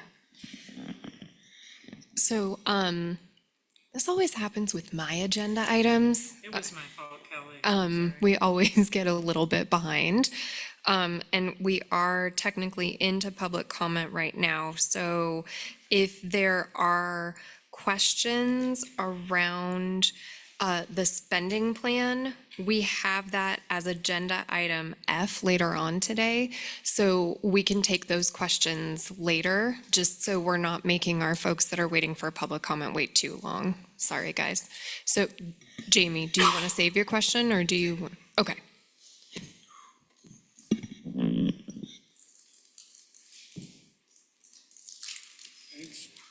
All right.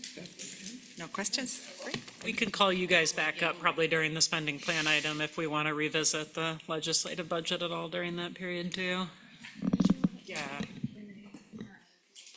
None of the other ones are doing verbal, those are written. That was just the only verbal. That was the only Okay. verbal. Okay. Okay, thank you. Moving on now to agenda item C, public comment. So, first of all, I would like to acknowledge the written comments that were provided before the meeting. These are in your board book. And I would like to thank, and please excuse me if I mispronounce your name. I would like to thank Mike Bechtold, Joe Botafuco, Rachel Davey, Chris Gannon, Chris Hathaway, Roy Eway, Terry Prague-Rigsby, Brenda Sanchez, and Neil Schulman for your comments. Very good comments, read through them, gave me a lot to think about, actually, as I was reading through them. And now I would like to remind board members that you may ask clarifying questions only during public comment. And to start with, I would like to, we have a couple in-person commenters and then some virtual folks as well. So I'd like to call Joe Botafuco up.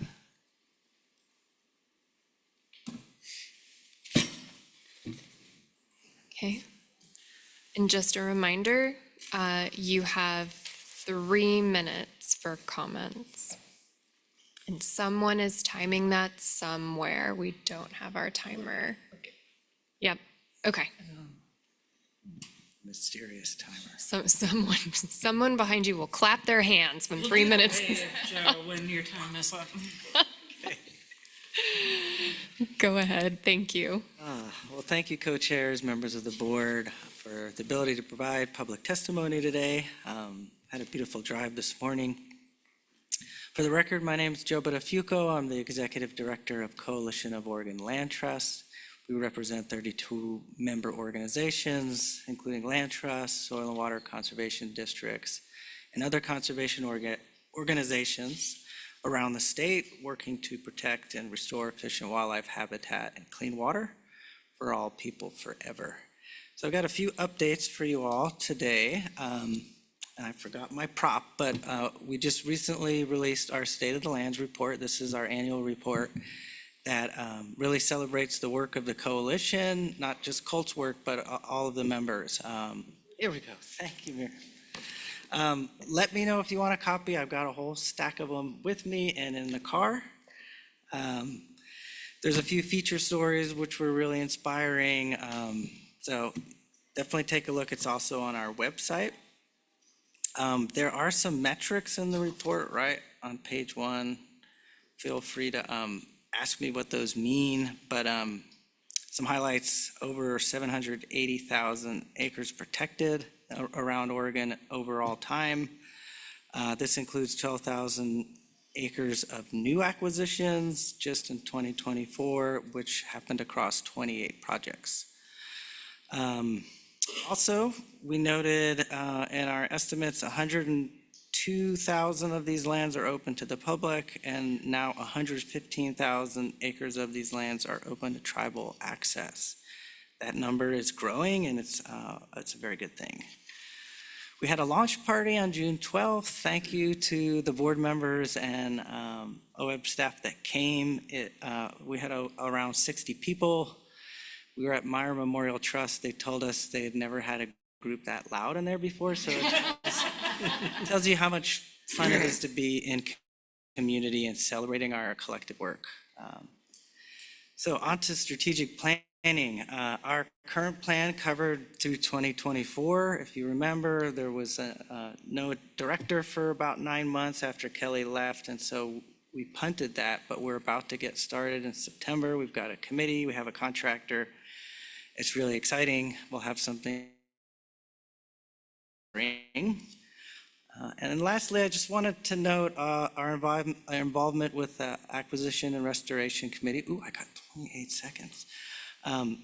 Effectively, big thank you. This is really important work. If you didn't listen to the June meeting, there was this really interesting discussion with the Measure 66 and 76 authors, going back to understand the intent. This is a pretty deep body of work. Big thanks to OWEB staff that are working on it.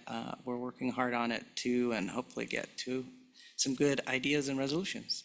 Thanks for the time. Thank you. Okay.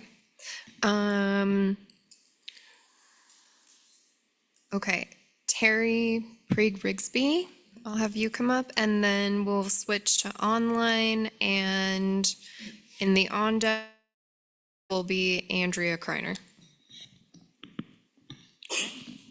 Okay, dear co-chairs Boyer and Coates and OWEB board members, for the record, my name is Terry Prieg-Rigsby, and I'm the Executive Director of the Network of Oregon Watershed Councils, or NOWC.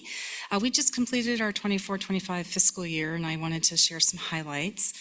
We developed a suite of nonprofit policies and procedures and a draft services contract.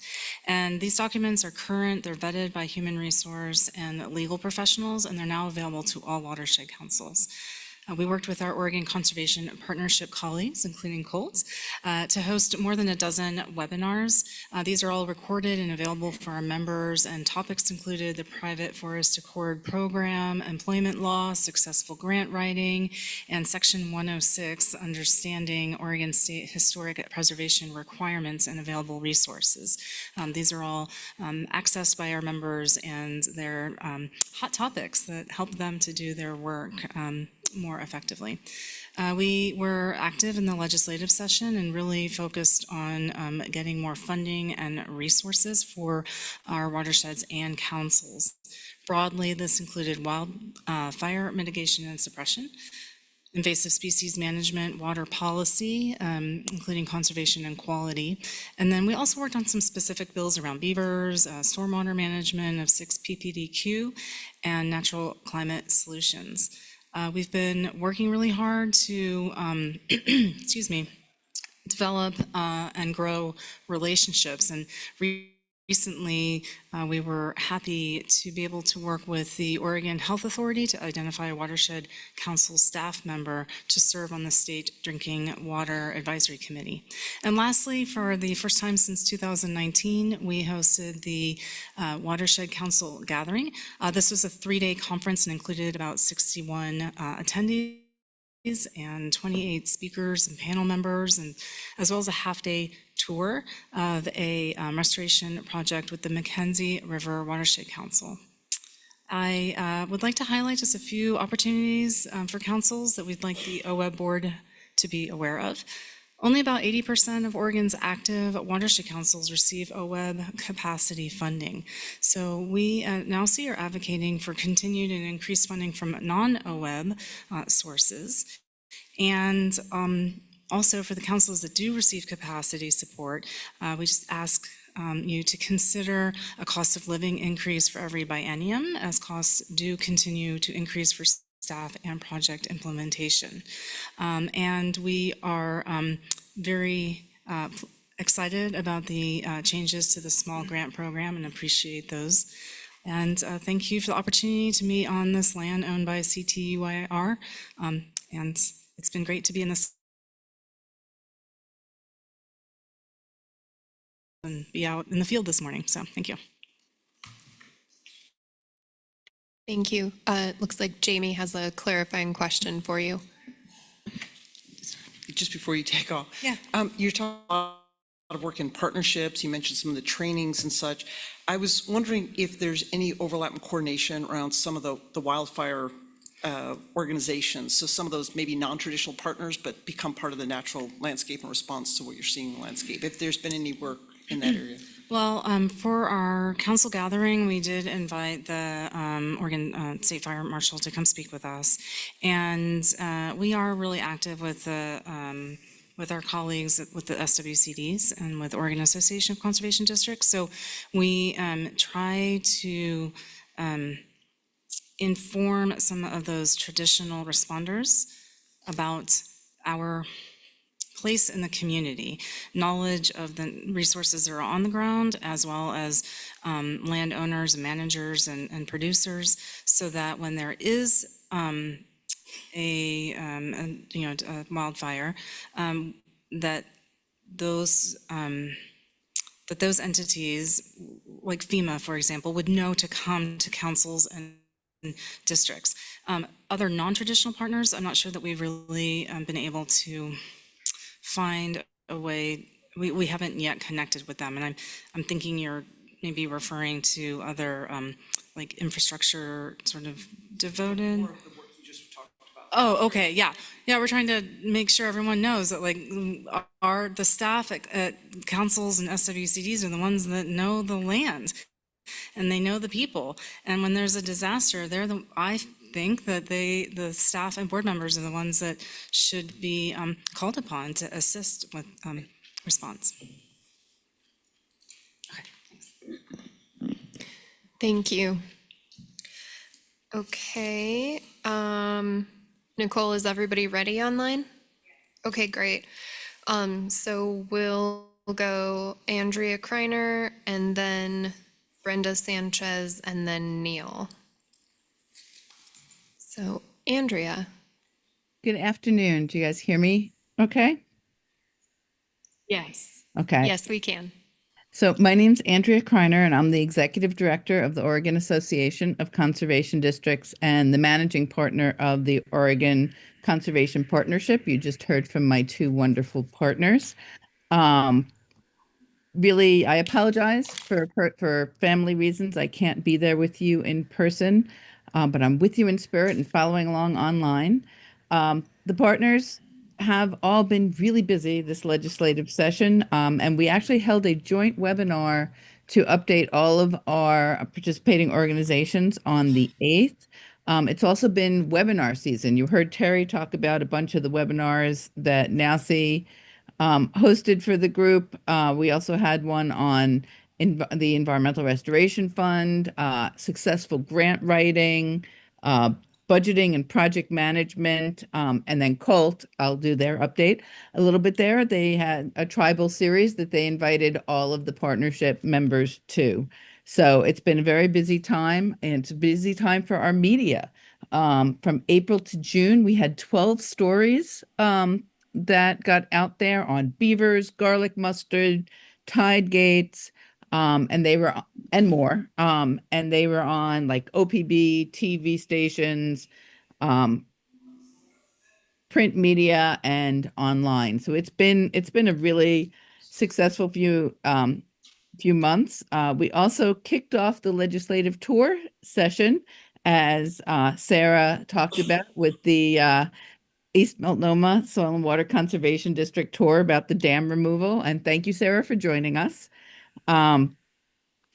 So now I'm going to switch to OACD updates.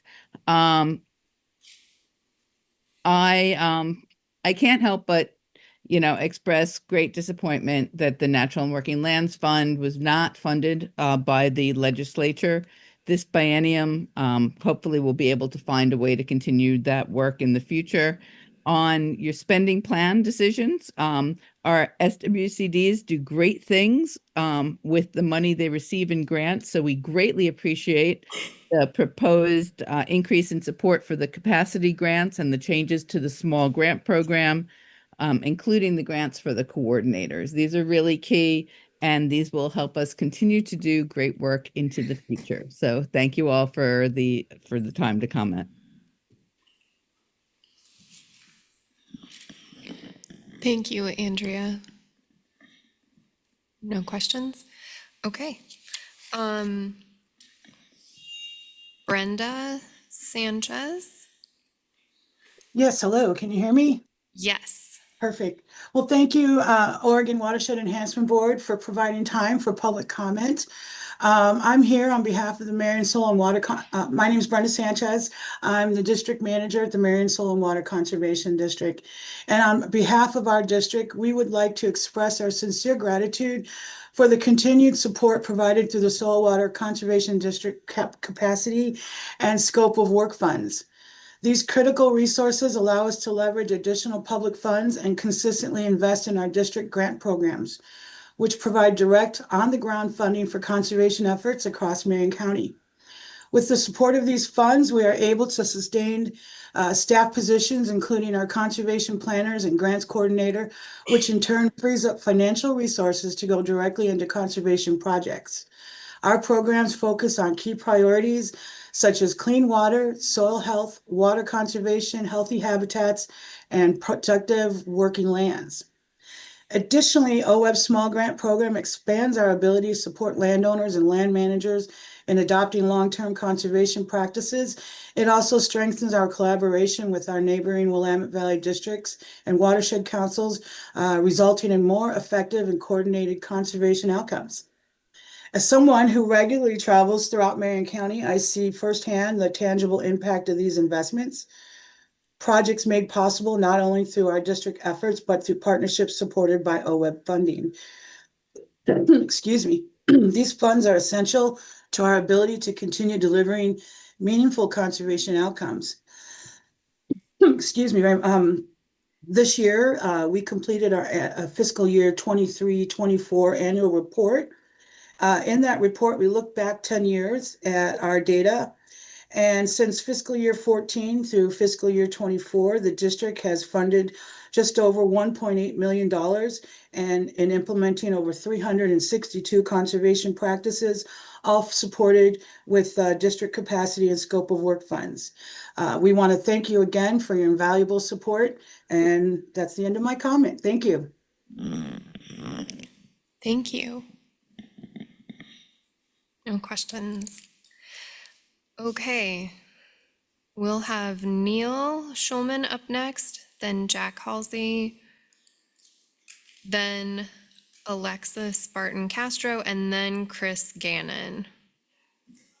This is bringing flashbacks of the batting lineup for my daughter's softball team.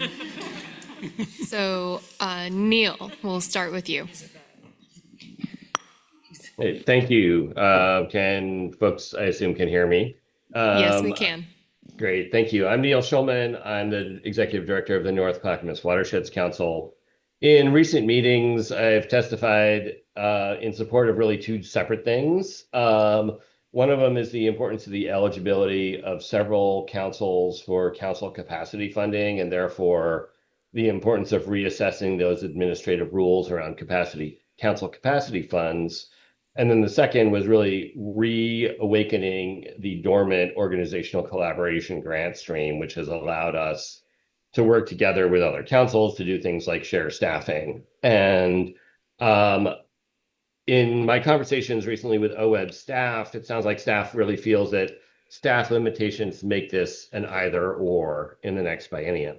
And my first reaction to that, of course, is that is kind of really something that if there's a way to make that a both and, that is really what is needed. It's kind of like asking whether or not you want the alternator or the to work on your car, or if you want air in the tires, and you really need both to get anywhere. And they're both of those grant streams are essential for watershed councils. That being said, we know that trade-offs are necessary and council capacity has to be the priority. We are one of the councils that, due to our dates of our founding and the administrative rules, we are ineligible for council capacity funds. And yet we have a $1.8 million budget that is almost all project funds. We're one of the lead entities of the Kellogg Dam Removal Project, which has received $27 million in funding from federal and regional sources, as well as congressional directed spending. But we have such limited funds for overall operations that our fiscal infrastructure, accounting, procurement, and contracting and reporting are really weak and posing threats to our operations. That's a huge risk to us. It's a huge risk to restoring watersheds. And it's kind of the equivalent of flying on the airplane that spends the least on maintenance. We are not the only council in this position. And this becomes an unfortunate choice for us. But as we move forward, we think it is really critical that the councils that have fallen through the cracks in the current administrative rules that have nothing to do with the value of their operations, the projects they implement, the importance of their watersheds to native fish, whether or not they're able to get projects on the ground, which we clearly can, needs to be addressed. And that needs to be the focus in this biennium if there's no way to do both. Thank you very much. Thank you. Jamie? Thank you. This may be a question, Sarah, for you and your team. I remember at the last meeting, there came up this question of organizations not being eligible, and it was, are we going to be addressing that later in the meeting or at some point, or is this a good time to speak to that? I'm looking at Courtney and Stephanie, now or later? Do you want to do that now instead of in the spending plan conversation? Yeah, we can. Can we bring that to the spending plan conversation? Because we have. That's fine. Is that what you said, Steph? Whatever time is fine. I would just like to make sure we get to it. Because we did ask this last time, so at the last quarterly meeting. So I think it would be timely to have a chance. About more detail on the watershed councils that don't receive capacity grants?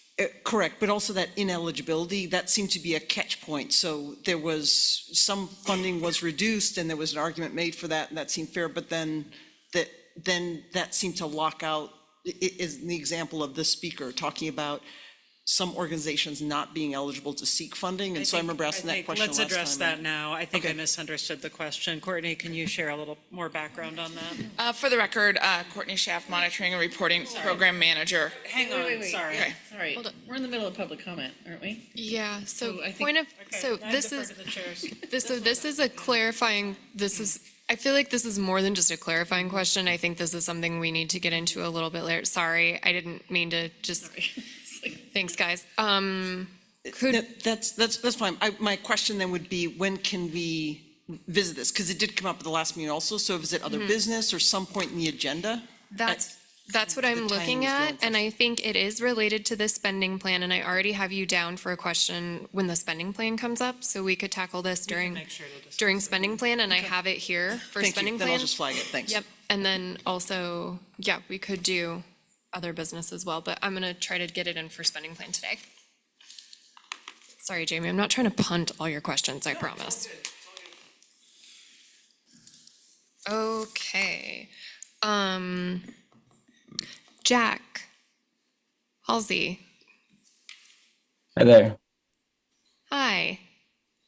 Go ahead.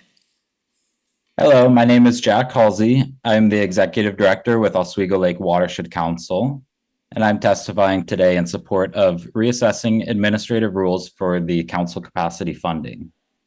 I believe that all Oregonians deserve strong watershed councils.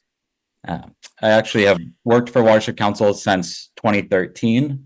I started as a fish passage intern with Johnson Creek Watershed Council and have been in some other roles as outreach and riparian specialist, a coordinator, and now currently as an executive director. So I've seen the on the ground benefits of watershed councils. These organizations engage with community and restoring health of the water and the land. And the council capacity funding is pretty foundational to these sustained benefits of watershed councils. Our organization currently is not eligible for this capacity funding. We're too new of an organization and too small geographically currently. We do get capacity funding through our SWCD partners at Clackamas SWCD, which is, foundational to being able to operate, have a website, keep staff. We have several full-time staff at the moment. And so as we collaborate with partners, we've also been working with Tryon Creek Watershed Council as one of our neighboring councils looking to fill gaps in watershed council coverage. In Oregon, there are large areas of land that do not currently have watershed councils.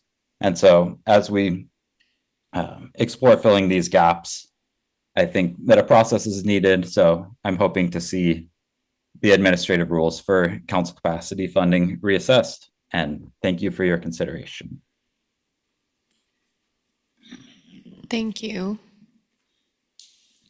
Russ. Just a quick clarifying question to perhaps Sarah and staff. Is there a map that shows gaps in coverage areas that could be shared with us at some point? There is, yeah. Will that come into the capacity grant presentation tomorrow even? Yeah, we got a slide on it. Thank you. It's in your. Missed it. Yeah, that's right. It's in. I missed it. Okay. Thank you. Materials. Okay. Alexis, are you on? I am. Hoping you can hear me okay. Yes, we can. Go ahead. Wonderful. Thanks, everyone. I'm Alexis here with the Tryon Creek Watershed Council and chiming in along with my colleague Jack Halsey, who just spoke from Oswego Lake. As Jack mentioned, our two organizations share a watershed council boundary or a watershed boundary. And as he said, to the north and south of us are tributaries that flow directly into the Willamette River that aren't covered by a watershed council. So we're collaborating to engage the community and develop watershed council coverage in these unserved areas. Not only are these people-filled areas generating state lottery funds, but these areas are ecologically important too. They're influenced by urbanization, but along a stretch of the Willamette River where all of the migratory salmonids in the valley have to pass through on their journeys. We know there's healthy urban habitat to invest in. For example, Tryon Creek's coastal cutthroat trout population is as healthy as a population in an undisturbed rural area per U.S. Fish and Wildlife. Because the organizational collaboration grants aren't currently on offer, at OWEB staff guidance, our two councils sought other funding to support this work. We approached Senator Wagner and Representatives Daniel Wynn and Jules Walters to request a legislative allocation, and the funding we received will support us there. As Neil said, we learned that there's an unfortunate choice between OWEB staff being able to support either reinstating the organizational collaboration grants or the rulemaking process for council capacity funds. And similarly to Neil, we want both, but would choose the latter. Tryon Creek Watershed Council, as you might have guessed, is not eligible for capacity funding, but we're active in the Watershed Council ecosystem. I've served on the Network of Oregon Watershed Council's board since 2021 as the secretary, so I convene Region 3 councils a few times a year, helped update NOWC's strategic plan, and supported the executive director transition process. Jack and I co-lead an Oregon Conservation Partnership affinity group on diversity, equity, inclusion, and justice, which is well attended by between 10 to 20 folks from councils and conservation districts across Oregon. I haven't mentioned Tryon Creek's on the ground in watershed work, but all of this has basically been funded just by support from our 2 soil and water conservation districts and project funds. I love my work and I'm proud of what we do, but there are real challenges to working under such limited capacity. I frequently have to choose whether to pursue a funding opportunity or stay on top of everything, a choice no one wants to make, and we've struggled to grow my position. Revisiting eligibility for council capacity funds could be transformative for us. And the uncovered geography that Oswego and Tryon Creek are looking at is not the only unserved and uncovered area, so we would hope future endeavors to establish or expand council boundaries would be supported and not limited by council capacity and requirements. It's important for me to clarify, we don't want everyone to get smaller slices. We'd prefer to see a slightly bigger pie with everyone's slices growing accordingly with cost of living. We'd like to see the org collaboration grants reinstated, but rulemaking process for council capacity funding would be most impactful. Thank you. Thank you. Okay. Chris. She's just in here. Where'd she go? Oh, where's Gannon? It's online. I'm sorry. Okay. Greetings, co-chairs, staff members of the public. For the record, I'm Chris Gannon. I'm the director of the Crooked River Watershed Council. To show our versatility today, we're bringing you some good news. I want to summarize. I'd like to summarize a letter that we sent to you and is in your packet, I believe. It's about a local partnership that we formed in about 2020, and it's really focused on water quality in the Crooked River. This issue has been with the Crooked for a long time. It's a high ag producing area, and like many ag areas in the state, agriculture tends to get the first finger pointed at it when it comes to ag water quality, or water quality in general, I should say. So the partnership was formed in response to some of that finger pointing, you might say, and it was collegial. I don't want to give you the wrong impression. It's, I think, a pretty standard default almost. You know, when you know you have a lot of ag, it's easy to say, well, ag must be responsible for some of the contaminants in the water. But we weren't sure that was the case. And before we started to spend money and take action to solve a problem, we wanted to make sure we understood the problem. So in that sense, the last 2 years, we've contracted with USGS to really get into where the water is coming from in our watershed. We have a unique system where the lower end of our watershed is groundwater dominated. And most of that groundwater, in fact, does not derive from the Crooked River watershed. It's from another watershed. So that complicates matters. We're also doing some isotope work with USGS to characterize nitrogen forms and sort of where they source from, their origination source. So this isotope methodology can tell you, for example, the difference between a nitrate that comes from, say, a manure source versus one from a wastewater treatment facility. So with that tool, in some cases it doesn't work as well as we'd like, but in some cases it does. That tool allows us to sort of separate these different sources.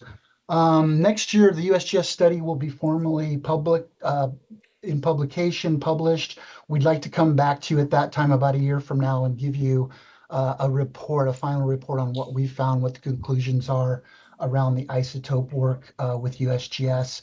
Interestingly enough, we think maybe the next step for our partnership is to get into some of the local sources that we do know actually are connected to ag sources potentially. We have a couple of tributaries, for example, that have high concentrations of nitrate, but they flow very low volumes of water. So they don't really contribute to the overall loading coming out of the river, but they do signal some concentration issues that we need to address. So with that in mind, I'd be happy to take any clarifying questions. I did want to note that the council capacity grant's been important to support this work, even though we don't have an OWEB grant specific to this water quality work. The council capacity grant does allow us to get involved with the partnership. Thank you very much. Thank you so much. Jamie. Chris, thank you so much. Oh, we might have lost him. If you're still there, the question I have is, when this USGS study is complete, I heard your offer to bring it back, but would you be willing to make it available to the public in general? Because this type of study, I think, is going to be critical, not just for the Crooked River region, but also potentially the Klamath area that is seeing similar challenges or concerns, or trying to understand their watershed in similar ways with similar impacts. Yeah, great question. I hope you can hear me. The answer is that once the USGS goes through their peer review process and they issue that publication, a formal publication, that document will be open to the public. It'll be a public source document. So there's no way really, Jamie, that we could sort of shield that or keep it out of the public eye, so to speak. We're actually of the opposite mindset. We'd like everybody to understand it. We do believe some of the technology we're applying here is transferable to other watersheds where maybe similar questions arise around where the sources of these particular compounds are. Thank you so much. Say hi to Central Oregon for me. Sure will. Thank you, guys. Thank you. Love a good isotope study, definitely.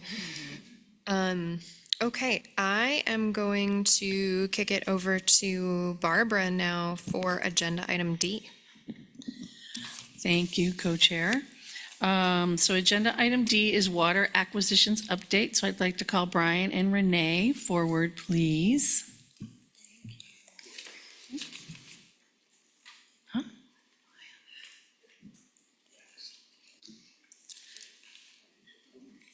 All right, good afternoon, co-chairs, members of the board. For the record, Renee Davis, Acquisitions and Special Programs Manager. I'm joined by Brian Wolcott, our Water Acquisitions and Capacity Coordinator. You'll be seeing Brian tomorrow, too, for council capacity discussion. So we're on agenda item D, as Barbara noted, page 26 of your ebook. This is just an informational item related to water acquisition. So I'll start with a bit of just very brief history, refresher about the program. I do want to do some follow-up based on some feedback that we received after the lively April board discussion. And then I'll turn it over to Brian to walk through, one, just some updates for all of you as we prepare to launch the next solicitation for water acquisitions, and some brainstorming we've done about refinements and improvements to help make sure we're getting the most effective and useful information to you all as board members as you're deliberating on and reviewing review team outcomes. And also a little bit of laying of the groundwork for rule revisions, given that we are at the 5-year rule review time for water acquisition. So as outlined in Constitution, statute, and supported by administrative rules, water acquisitions is a key component to the Measure 76 program. We do have administrative rules that were last updated in 2020. So just a plug for what will be coming in terms of a request to update the administrative rules for the program. The most recent kind of exciting history about the program was in 2020. During short legislative session, OWEB was provided $10 million in what was general fund, transitioned to other fund, specifically to support water acquisitions. So in recent years, we've had 3 grant cycles since that specific slug of funding came into the program. We have been utilizing that line item with the spending plan first, since it is targeted specifically for water acquisitions. And we've seen good demand, not fantastic demand, because these are challenging and complex projects to undertake, and we don't have an enormous set of local partners who are well-versed in this, but nonetheless have had some, I think, really positive outcomes from each of those 3 cycles. So we did, though, get some feedback after the April board discussion about water acquisition. So we heard from not only local partners, but we did hear from review team members, and we heard also from some of the proponents for that $10 million investment in water acquisitions. And so I'm just going to cover some of the topics that we heard about without going into great detail, but just some sense of the input. So one is the importance, they really wanted to just, I think, underscore the importance of the evaluation criteria that are outlined in administrative rule and really finding that sweet spot. You know, our bubble diagrams really highlight the sweet spot of looking at what's the ecological benefit, what is kind of that cost benefit consideration, what is the overall strategy that's being undertaken in terms of trying to get more water in stream, and what's the capacity of the organization undertaking the proposed project. Also wanted to underscore the great value that all of our review teams, all of our technical review teams offer. We have an incredible review team for the Water Acquisition Grant Program. Brian has done an amazing job of putting together a team with I don't know, probably a century collectively of experience on this type of work.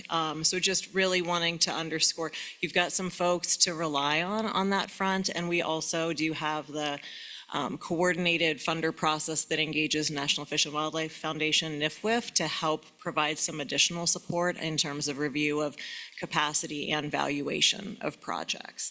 And then I think the final kind of key message that I heard from folks is the investment in 2022 is because this is a really important body of work. We have critical needs around in-stream flow. We heard that during the site visit this morning. You can do lots of important in-stream habitat restoration. And if you don't have flow during certain key times in life cycles for aquatic species, then some of that in-stream restoration adds less value. So just wanting to underscore the importance of that investment and the fact that it came to OWEB, because there's, I think, a lot of positive feeling about the reputation and integrity of the program. So Brian will talk a bit here about ideas for improvements that we've been brainstorming internally. We heard some feedback and thought about what are some ways that we could better get at some of these issues in a way that's really most effectively from a staff standpoint delivering this information to the board. But before we go there, I just want to check and see, Sarah, is there anything that I didn't hit on that you heard about in terms of feedback? I'll just reemphasize what you did say, Renee, and I think, part of our goal here is to just bring as much as we can into the public conversation. I know there are at least a couple of board members that heard from partners frustrations or concerns about the conversation that we had on this spending item, and I wanted everybody to have a chance to be part of this conversation. Always fair when you guys see us here with a spending recommendation to bring us back to our evaluation criteria, to check and see whether we're living those truthfully. Always fair to ask questions, and there was a robust conversation around cost that I think made a lot of sense and also created an impression among some of our partners that maybe there was a misunderstanding about our appraisal process and the reliability of that, about the purpose of these funds and the urgency of needing to get them expended. We'll hear again, you heard in the legislative overview, and you'll hear again in the spending plan conversation that we had a $3 million sweep of those funds back to the big general government fund in the sky, I guess. And when you have unallocated money sitting around that's not expended, that happens from time to time. We didn't expect it to happen this time, and it did. And I think the confluence of those events led partners to experience some frustration that we need to get these going faster, and we need to make sure that the board has the information and the background and the context that you need to have a good conversation when we bring you a spending plan or a funding decision. And make sure that we're setting you up for a successful discussion there. So that's the driver behind this conversation. And I ask, I guess, as we think through this, we've tried to think about the ways that we can bring you better information and context, and we'd encourage members, I would encourage members to think about the way you're expressing those concerns or questions in the course of meetings. I think there were a couple of comments that struck partners as being an expression of mistrust about their project or the funding request associated with their project. I think some of that we could have solved with a little better setup on appraisal. And I just want to remind folks that the people who put these projects together spend an awful lot of time and effort trying to get the project to the table, and to just keep our comments respectful and considerate, and rely on the expertise of the review team, and also let us know when we can bring you information that would be more helpful in a different form. I do expect we'll hear public comment from Anton Kiono. He mentioned that this morning from Umatilla Tribes. He just wasn't able to make it for today's public comment. But I think with that, Brian, we'll turn it over to you to run through the ideas thus far and hear from the board. Sure. For the record, Brian Walcott. I'm the Water Acquisition Grant Program Coordinator and also a Capacity Program Coordinator. And just to start on this topic of how can we better present the technical review team recommendations to the board, and this will be in preparation for the next grant cycle. But before I get into that, I just wanted to describe a little bit more about the technical review team process. When we receive applications and they make it through their eligibility checks, those are sent out to the technical review team members along with a review score sheet. And this is a technical review team panel of 13 members drawn from state, federal, and tribal agencies, and also some nonprofit experts from the National Fish and Wildlife Foundation. And that review team has their application materials to look at. They've got review worksheets that are based on the 15 criteria that are in rule, that are based on the water rights involved in the application, the watershed improvements that can result if the project's implemented, the ecological benefits, the organizational capacity of the applicant to implement a successful project, and then also the project soundness and just is this going to be a successful project? So these are the criteria looked at. There's 15 of them. As we convene the group, and OWEB staff facilitate the process, but as we convene the group for a virtual meeting, there's discussion around each of those 15 criteria about each of the applications that come in, and there's discussion about the pros and cons, whether the project meets those, and there's debates. And these are debates among people who, as part of their careers, develop these types of projects for many years and have background and experience. There's also members on the review panel that look at the water right information as these projects come in through their doors at their agency. And so we have a pretty sound group that debates projects. And you all did raise good points at that April discussion. This is a very expensive project delivering very little water to the river, but it did have benefits, and the technical review team had that similar debate and decided that it was worthy of funding and made that recommendation to you all. So that's just a little background on the technical review team process.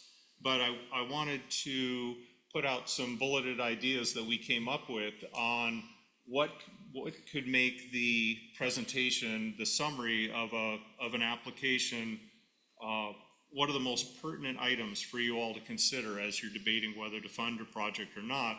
But one thing that's critical is the why here, why now question. Why is this the most important project on this stream reach using this method to deliver this water in stream? And so that's a critical component for you all to understand and know. And then what are the ecological benefits? How is this going to improve fish and wildlife habitat, water quality? And is there a measurable result from the project? What will benefit over what time period and to what degree compared to current conditions? And then also the cost benefit ratio. If the water is being purchased either through a permanent purchase or annual rent, what's the value of that water, and how does that relate to the environmental benefits that result if the project's implemented?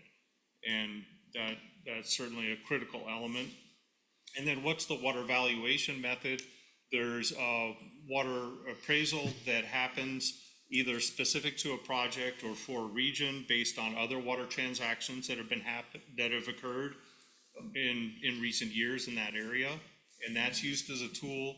But there's also going to be projects that come forward where OWEB is being asked to pay for the irrigation efficiency upgrades on a farm or ranch, or to do the piping of a ditch or lining of a ditch to create an efficiency that would leave water in stream. And with those types of project, it's good to know where were those costs estimated? Was it just one piping contractor that came out and provided an estimate on pipes, sprinklers, pivots? Were there multiple bids? And that's information that we can get from the applicant and be able to share with you all how those costs were developed. Then the public benefit of the project. What other benefits are there beyond the farm or ranch or where the water has been applied and is going in stream? What is going to be the benefit from implementing it? And also to help get at all these issues and to help you all better understand the water acquisition, water transaction process, we are going to be convening a water acquisition panel of experts to provide information about the process and to field questions from you all at the October board meeting.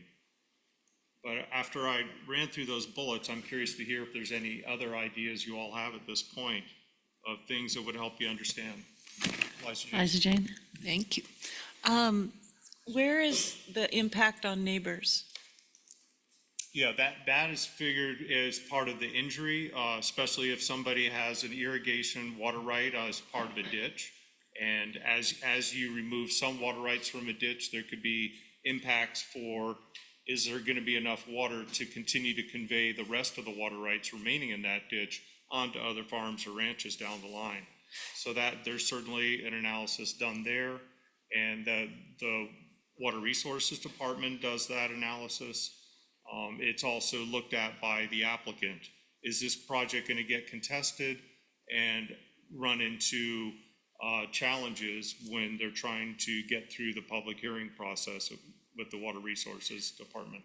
I think you won't have to put up with me through this for very long, but could be somebody just like me. So I'm so sensitive about how the community supports this. How does the neighborhood support this so that we're representing everyone, I guess, and we're taking that into, so it means a lot to me to see that the conversations have taken place with neighbors, that's all cool before we invest in that. And I can't see from the bulleted list, is it already in there so it's not an improvement, or? Yeah, I think, Liza Jane, what we can do, and I want to be sensitive to time and not trying to dissect an application, but I think to your point, we can take a look at more of the context section of the application. There is some sense of what has the outreach been? Yeah. You know, what has the communication been thus far, not only with the landowner, but in the larger community context? But I think we can take a look at that piece of the application, because while I believe it is integrated in, none of those bullets actually hit on it in the way you're describing, but I think we should cross-check it to application content. Thanks. And it could be something that comes up in rulemaking. Yeah, okay, thanks. Russ? Just a comment and a quick question for clarification. This is very helpful, very thoughtful. I'm impressed that you, overall with OWEB, that you have really highly skilled people in the regional review committees, being able to donate their time, allocate expertise to be able to support the programs. And just for a point of clarification, so when you talk about having really sound regional review members, including people from NIFWIF helping advance your work, that bolsters my sense of confidence. Would that be the same group or a subset of the group that is going to be part of the water acquisition panel in October? Is that where you pull your expertise?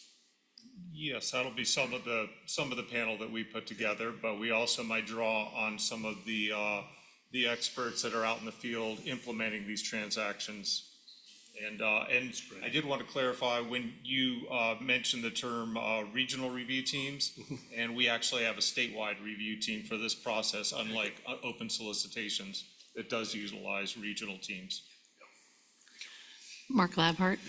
This gets us back up to the 50,000 foot question. And so I don't know if it's Brian, Renee, or Sarah, but I'm trying to figure this out, and I don't know if it's me, but I'm trying to. So when I read my report today, ODF&W grant Private Forester Corps grants is gearing up to offer water transition acquisitions, formed an advisory committee, still working on.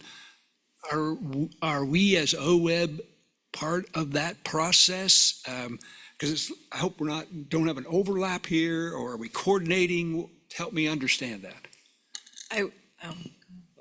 Yeah, I just wanted to add that I've been in communication with the grant manager that's putting that program together, and there's also some experts within the staff at Oregon Department of Fish and Wildlife that have been informing how that project or how that grant program is going to be set up. So there is coordination between the two agencies, but you also have some in-house expertise helping to set that up. But it's very similar to Bonneville Power Administration has been funding these types of projects for over 20 years now. So there's Bonneville Power Administration through the Columbia Basin Water Transaction Program funds water transactions and has been doing that alongside OWEB.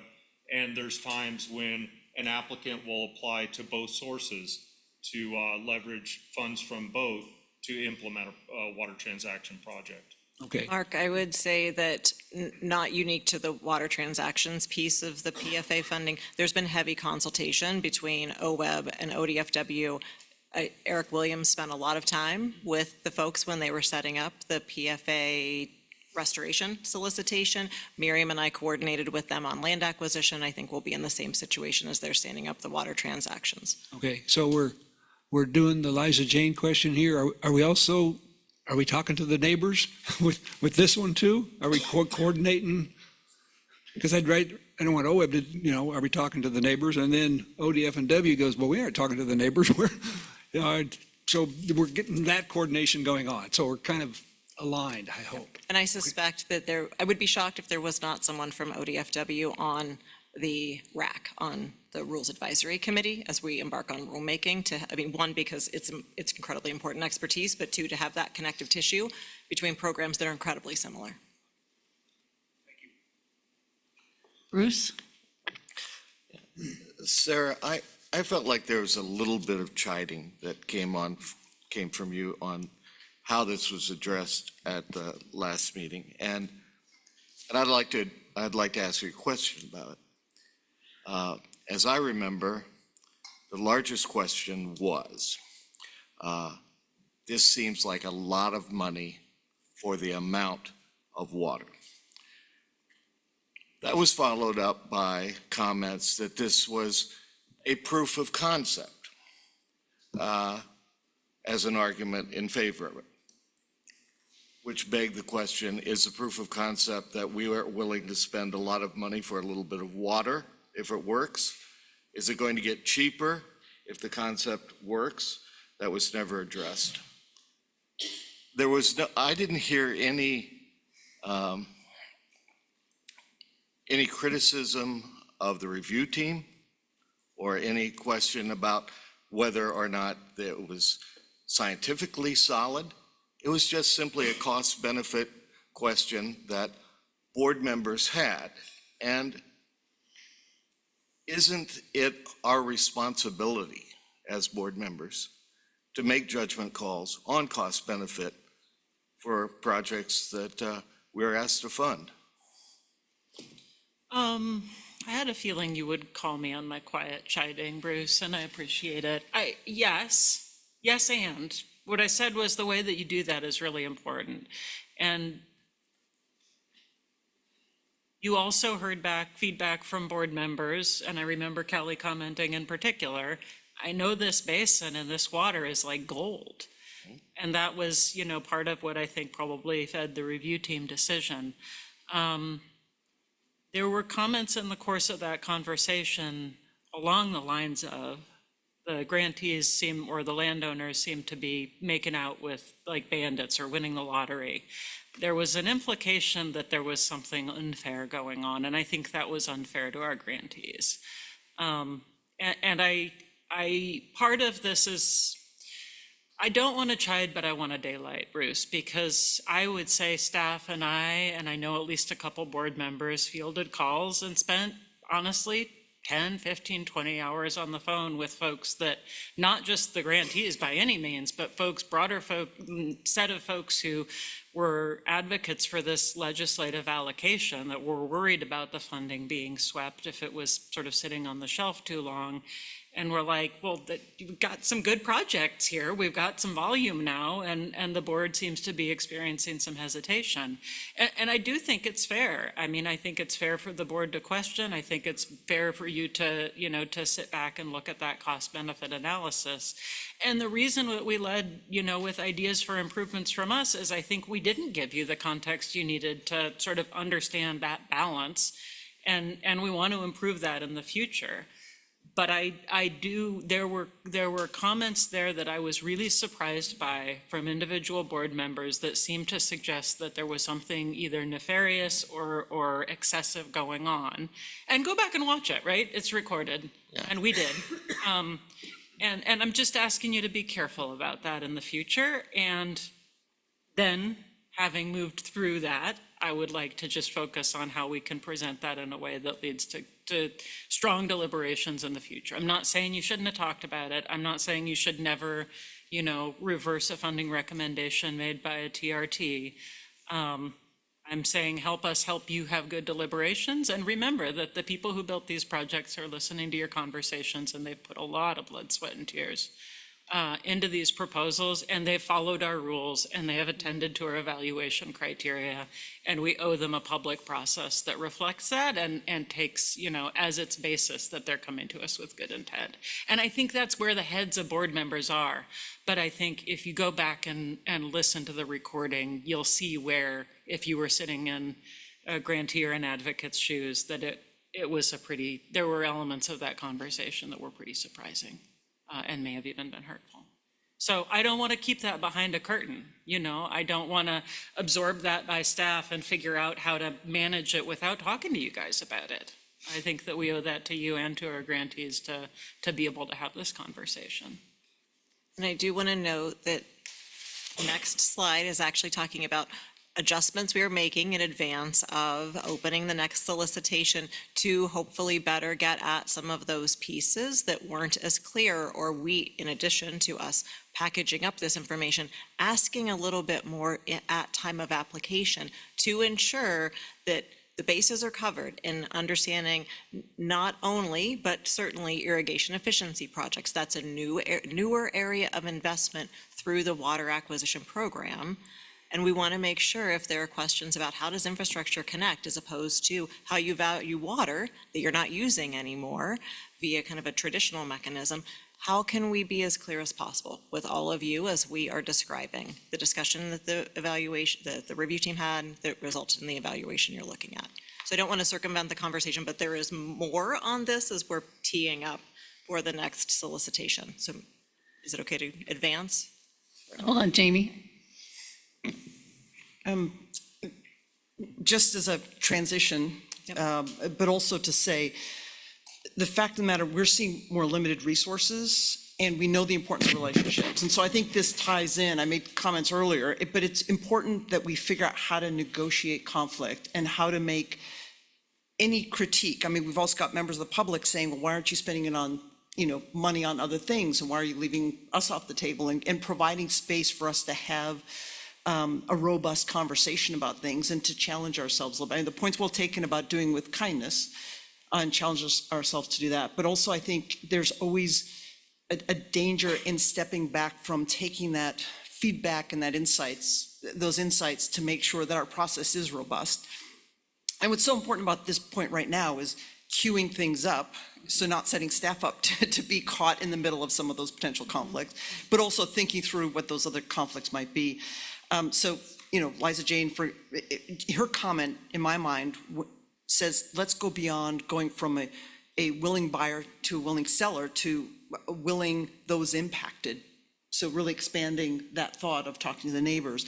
I thought it was really interesting, a comment made today about water in the project we saw this morning, was that there was consideration of the seniority of water rights, so that it not just acquire rights only to have them absorbed later on downstream, because really is the overall impact being met if you're just essentially transferring water rights. So I thought that is a consideration point. Another consideration point, I've asked this a lot, I even know what the response is going to be, but I keep getting asked, is yes, we respond to the applications submitted to us. We don't prompt applications. There's tremendous thought and care that go into the applications we receive. And is there some way to grapple with how we actually target those very limited resources we have potentially on the areas of highest need? Mark, maybe this is the organization you're talking about as a way to start looking at that.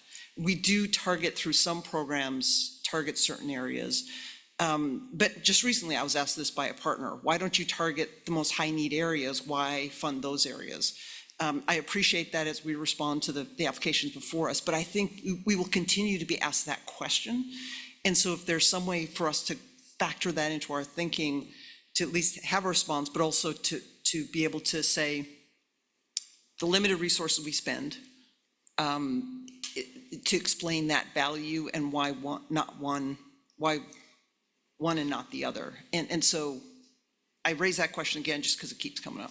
I think, Jamie, with the panel in October will be incredibly helpful to hear from folks at ODFW, folks at tribes, the project developers, about the calculus that goes into for them on project development, so they aren't saying, we're investing in a junior water right, that it is going to get gobbled up 2 properties down. This is the strategy, and how you overlay willing water right holders with that. So I think October will be incredibly informative.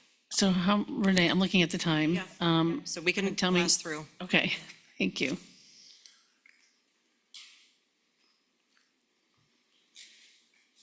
So the next topic we wanted to go over was just some adjustments, some revisions to the application materials.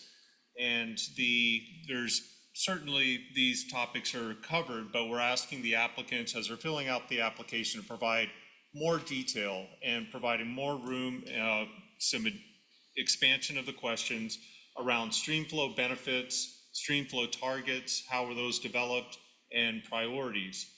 Why did the grantee choose to work in that location? Getting at that priority, where is the highest priority in a basin or in the state? And the other topic is irrigation efficiency, just getting more details on how was a certain irrigation efficiency method chosen and how is water currently being applied, just getting a better idea of what options they're looking at for an irrigation upgrade. And why did they choose that one? And then also, how were cost estimates estimated? How did they come up with that savings? Whether it's a ditch piping project or switching from pivot irrigation or wheel lines to pivots. So there's just different options and what amount of water is resulting from that project. Then water valuations, just how was the water valuation done? How recently was that done? With inflation, just like it's hit everything else in society, water values have gone up incredibly around the state and around the country. So that certainly is a factor. There's some water valuations that are a little bit dated, and so the grantee sometimes will build that in as a line item into the application to get a more current water value appraisal for any water transactions that have occurred in that local region. So, and based on what are the crop types grown in that area, what are the values that people have been willing to pay for water being leased onto a farm, and the water value for water being leased in stream. And then also there's more that we're asking in regards to economic value of the project versus the environmental benefit of having that water in stream. And that certainly gets a bit more challenging, trying to find the cost of restoration, trying to find what is that degree of improvement and putting a price tag on it. But we really want the applicant to think and describe what they feel that is. Why did they choose to work at that location? And why are they bringing that project forward to us? And so those were some items that we're already adjusting in the application, but wanted to know if you all have anything else we need to get at. Maybe go ahead, Jesse? So I appreciate that you're looking at this, but my question is, the review team, the TRT, have they expressed the need for this information, or is this really coming out of the comments from April and the discussion that ensued from April? Is the technical review team saying, no, we need this information too in order to have to be able to effectively evaluate these applications? Go ahead. The review team hasn't made comment. I haven't heard them complain they're not getting enough information, but just to try to get as much information as possible about these projects. Over time, OWEB has tried to make applications as streamlined as possible to make it easier for grantees to get through the application process. But in the case of these projects and the costs that can be involved with a water transaction, I think it's important to build some more questions back in, create more space for a longer answer. Unfortunately, it means more reading materials for the review team members, but it's important to have as much information as possible to make an informed decision. that we can then bring to you all to make that final decision. The amendment I would make, Jesse, is on irrigation efficiency. I think if we can ask a few very direct questions, it will ensure that the reviewers have the most information that they can around things like what's the current use, how is water currently being applied, because that is a newer area within this program. Yep. So again, looking at the time, and you can email your questions or comments to these guys, because we're going to talk about this topic at much more length at our next meeting. But Brian, I did want to call upon you, please. He's been trying. Just two quick comments. First is the existing law requires that in-stream water rights can't take away or impair existing, or in-stream water rights can't take away or impair existing water rights. So I think that's a really important existing law, and that Water Resources Department helps make those determinations. So I think it's really important that we have dialogues with folks, but I was wondering if some of the discussion was setting up a higher bar that everybody needs to be happy with that. So just a point, because those are different things to me. Number one. Number two, as far as priorities, I do think there's been a lot of work done by ODF&W and Water Resources Department on the integrated water strategy on prioritization of in-stream flow needs. I don't know if that's that product is finalized, but if so, I think that could be a strategic framework for helping guide the program, but not like mandating that those projects be tied to that, but maybe a criterion for selecting one project over another. So thanks for the time. And you can wait. Okay, thank you. All right. I'd be curious to hear staff's perspective on your comments there about the prioritization, because I think we struggled with that. What's in statute, right? Isn't that what you're saying? The injury piece is in statute. Yeah. That is part of WRD's analysis. Right. I think what Liza Jane was asking about is more community Oh, okay. context. I agree with Brian.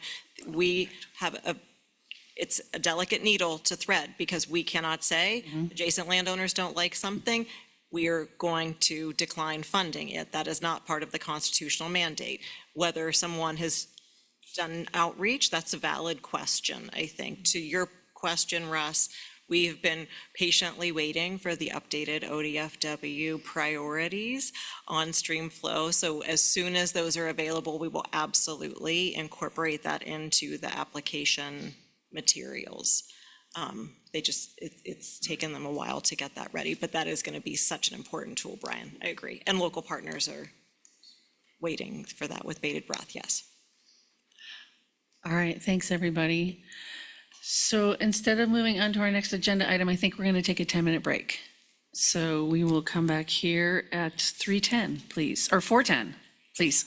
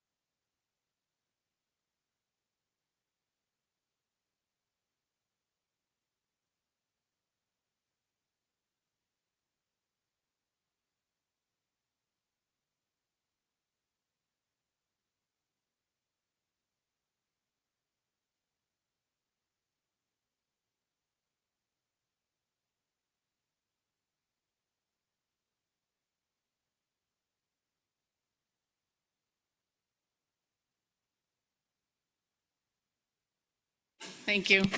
Thank you. Everybody find your way back to your seats, please.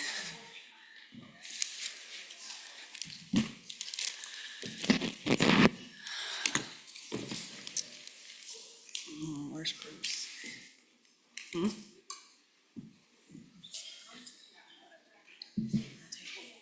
Your knee. Oh. There is chocolate at Nicole's station in case anybody wondered. And dried mangoes. All right, so we are moving on down to agenda item E, which is our general board business.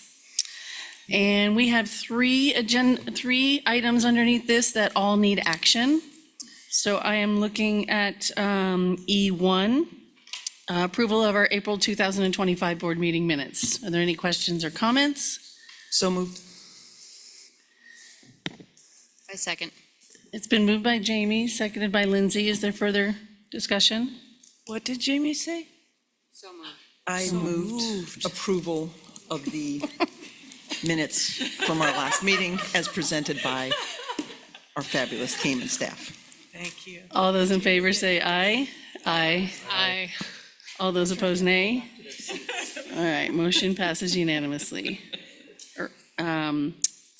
Item E2, there is a request to initiate rulemaking for the water acquisitions. The approximate timeline for the rulemaking can be found in your board meeting material. Is there any discussion? None. All right, so I'm looking for a motion, please. I'll make a motion. I move the board authorize rulemaking for water acquisition grants in Division 46. I second. It's been moved by Liza Jane and seconded by Kelly. Is there further discussion?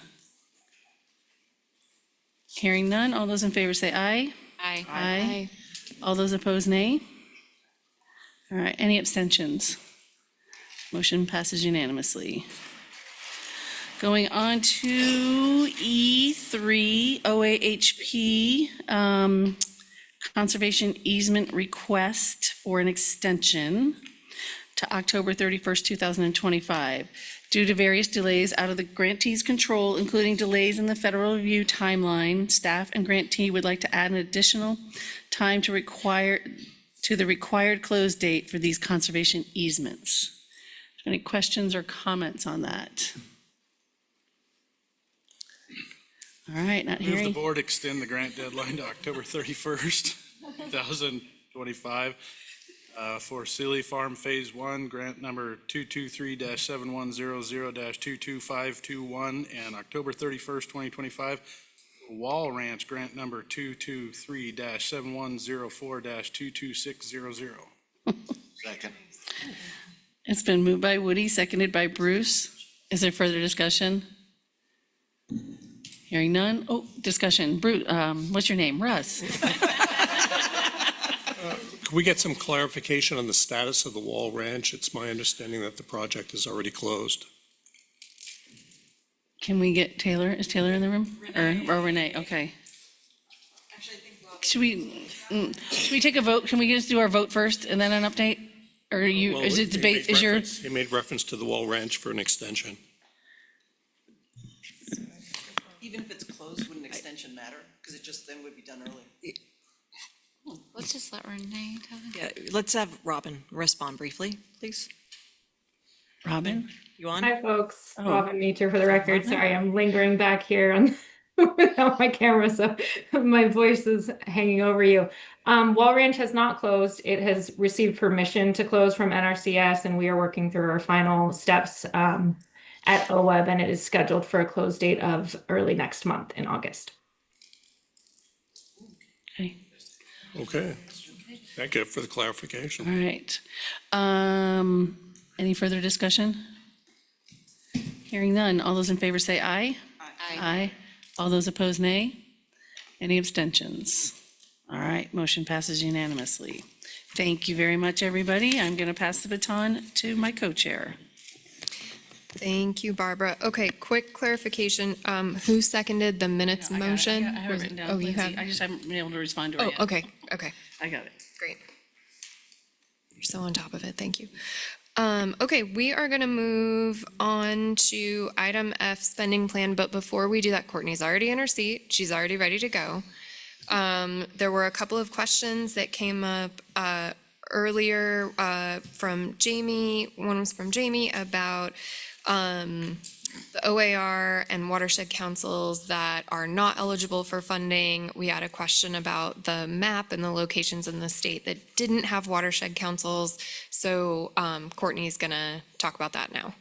For the record, Courtney Schaff, Monitoring and Reporting Program Manager. I just wanted to answer the first part of your question today, Jamie, and then we can focus when we get to the council capacity staff recommendation tomorrow on the reduced funding and full funding part of your question. So it is in OWEB's rules, 695 Division 40, eligibility criteria around which councils can apply for council capacity funding. And I think tomorrow we'll touch on, and through the spending plan conversation of, staff workload and what's next related to council capacity rulemaking, which would address some of the concerns raised by those grantees today that provided public comment.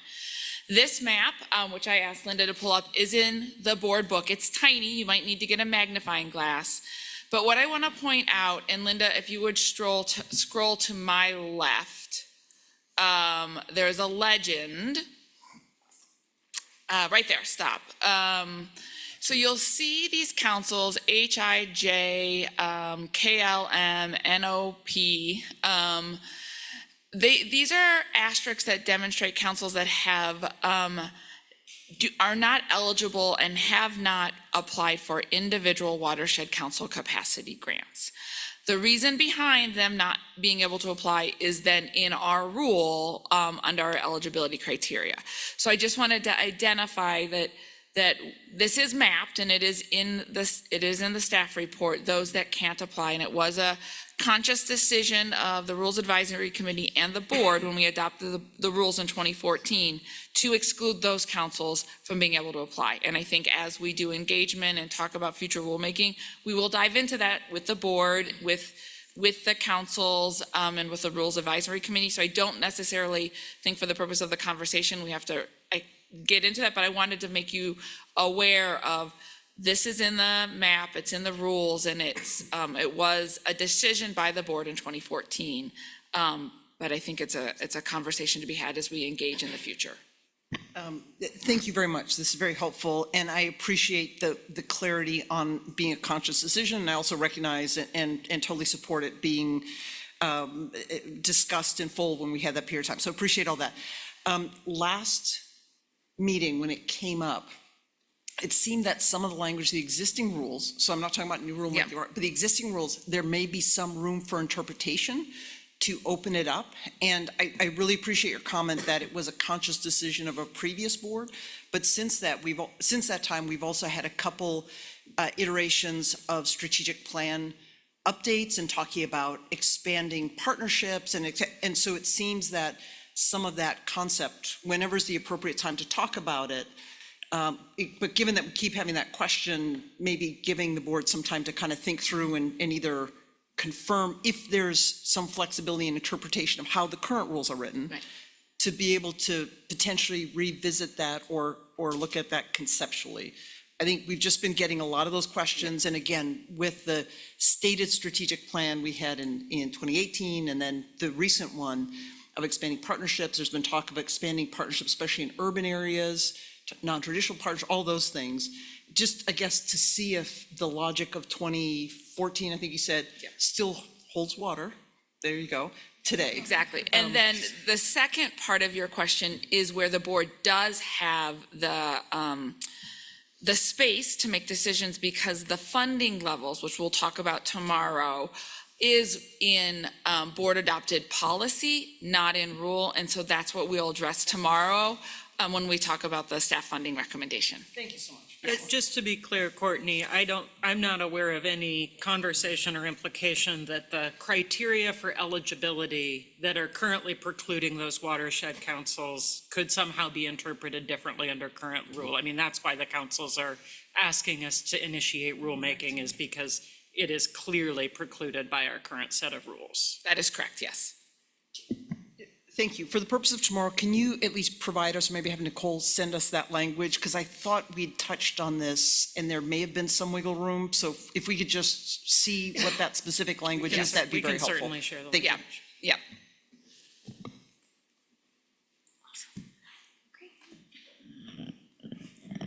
Okay, for agenda item F, I'm gonna call up Steph and Miriam. So this is the spending plan, and I believe that Nicole handed out physical copies of the spending plan today as well. So we had them, so we don't necessarily have to scroll through things. So I have a question about the budget. And it was moved to the spending plan. So the biennial budget, I had, when we were talking about the legislative approved budget, and I said, well, we're running out of time, let's move that to the spending plan. And I raised my hand, but I don't think you saw me. Yes, okay. I think Miriam will answer your question in her presentation. Oh. It was sort of related to comparing federal funding levels for 23 and 25 to 25 and 27. So if she doesn't explain it, maybe we can do it live in the moment. Okay. Is that okay? Yep. Oh, so mysterious. Good afternoon, board members. For the record, Stephanie Page, Deputy Director. We're just waiting for the PowerPoint to fire up here, but I'll just go ahead and start. Today, we're presenting recommendations for the 2025 to 2027 grant fund spending plan for the board's consideration. We've also got recommended policies and delegations of authority for the board's consideration, and those documents are a standard part of the spending plan adoption, and those were included in your board packets. Stephanie, can you bring that closer to you? Oh, yes, absolutely. All right, how's that? Much better. Okay, great. Okay, so as part of today's presentation, we're gonna do a quick review of some of the key points that we went over with you in April. We're gonna talk about some of the changes to the draft spending plan since the April board meeting. We're gonna review the documents before you today for consideration, and then we'll talk about what happens at future board meetings.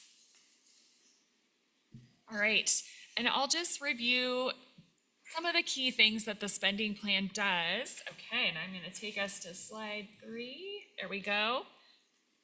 So just to review, we talked about this a little bit in April. The spending plan supports key local, state, and federal priorities. And OWEB programs help support meeting state water quality standards, fish and wildlife habitat and conservation goals, and they help local groups implement prioritized watershed action plans. All right, and good afternoon, Miriam Scher, Business Operations Manager, for the record. So the spending plan is our way of committing grant funds that OWEB administers during the course of the biennium.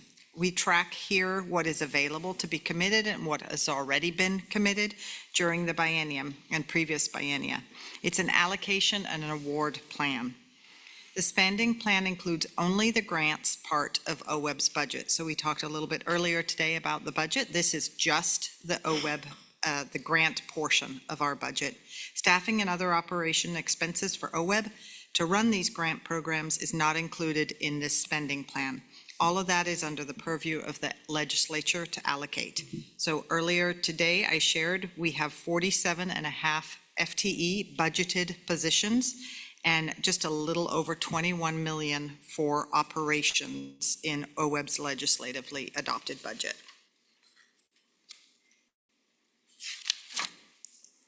All right, so here is the delicious looking pie.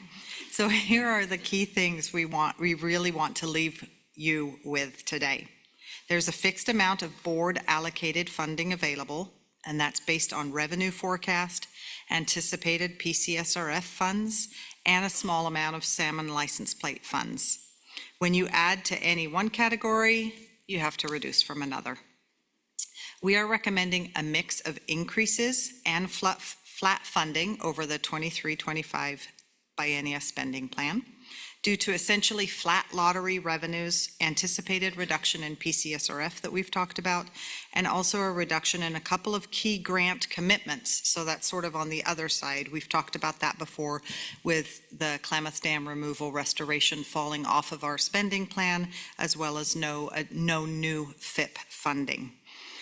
So of course, we talked in April about unallocated funds. We'll talk more about that, but we are also recommending leaving some funds unallocated.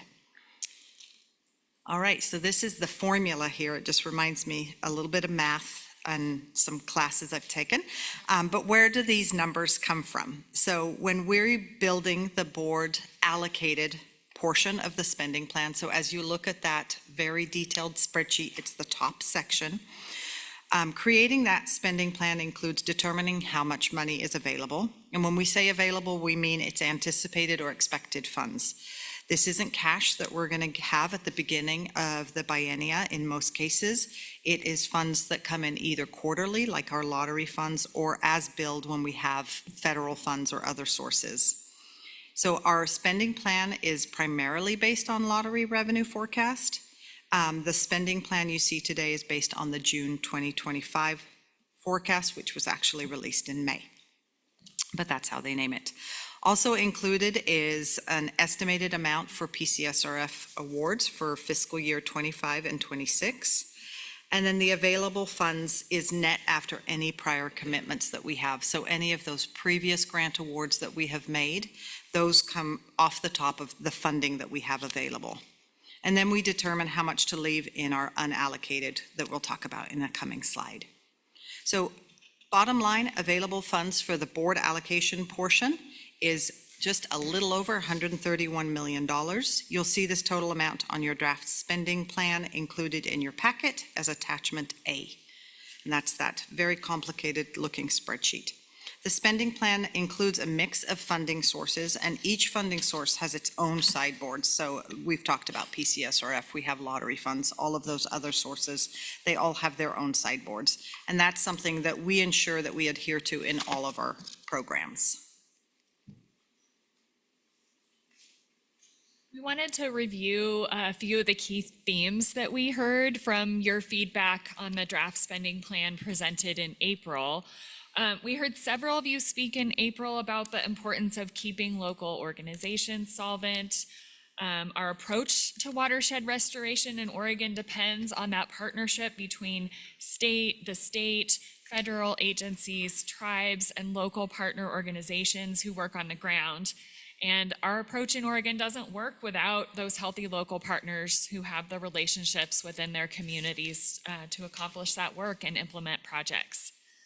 We also heard that you wanted to understand our federal funds vulnerability. And I think we can answer that in two ways. One piece of that is federal grant funds that OWEB has already committed in grant agreements with grantees that has not yet been spent because they're in the process of implementing their projects. And so at the end of June, we had $88.4 million in committed federal funds that have not yet been spent, but that we anticipate to be spent. In terms of federal funds that we're estimating as part of calculating the available funds for this spending plan going forward, that is $12 million in federal funding that we have anticipated and planned for in the spending plan. So that was another thing we heard that we wanted to respond to. And then we heard a lot of acknowledgement about the uncertainty of federal funding and the need to be adaptable if the situation changes.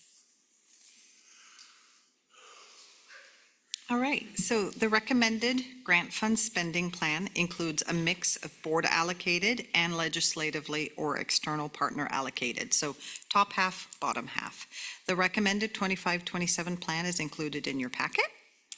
This slide here recommends the split in board versus legislative external partner allocated funding included in your plan, in your documents.